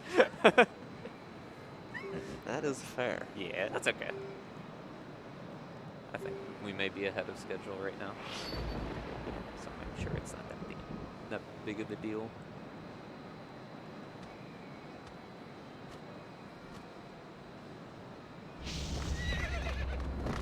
Should I do the Iron Boots ending? Absolutely. Is that even a question? No. Alright. Final fight. Just gonna swing at him, wait for him to do the wrong attack. Boy, what are you doing? Wait for him to kick, hook spin, get behind him again. Kick, jump attack, hook spin. I'm gonna throw him. I'm gonna get Iron Boots into my equipment. This is a terrible spot to happen because the barrier is right there. Alright, time is coming up. Now. Time. GG. GG! Woo! Ganon's dead! Let's go! Woo! GG. Oh man, but yeah, that was Twilight Princess. I know that wasn't the most spectacular run and it went over my estimate, but you know what? I had fun. My nerves got in the way a little bit. I messed up some tricks, but you know, this is the first time I've ever done an in-person marathon run before, and I would say that went pretty well overall. And I see a sword in Ganon's chest. Yeah, there is a sword in did. Ganon's chest right now. There's a really funny scene coming up in like a minute of Link just running with the Iron Boots on. It's pretty funny. If we're like behind on schedule, obviously, like you can cut it. But I just want to say thank you to a lot of the people that have put together Twilight Princess tutorials, and especially like Glubber's helping me out with some tricks and some explanations for some tricks. I really do appreciate your help. If you're watching this, if you want to follow my Twitch stream, you can find me at twitch.tv/MONADO. I speedrun Paper Mario and Twilight Princess, among some other things, but those are my two main things. Paper Mario: The Thousand Year Door specifically, and Twilight Princess. And thank you to JCog. You can't see him, but thank you for commentating. Even though you don't run this game, I do appreciate the extra commentary. And he'll be on later tonight around like 9 o'clock for Paper Mario Reverse All Cards run, so I wouldn't miss that either. And yeah, that's pretty much it for me. That funny scene is like about to happen in like 20 seconds with Link clonking up to Midna, if you want to see that. But that's pretty much it for me. Thanks again for having me, and I do very much appreciate it. Let's just see this scene real quick, and then I guess intermission or whatever. And GG on the run. Thank you. I do appreciate it. All right, here he goes. Why can't he move this fast normally?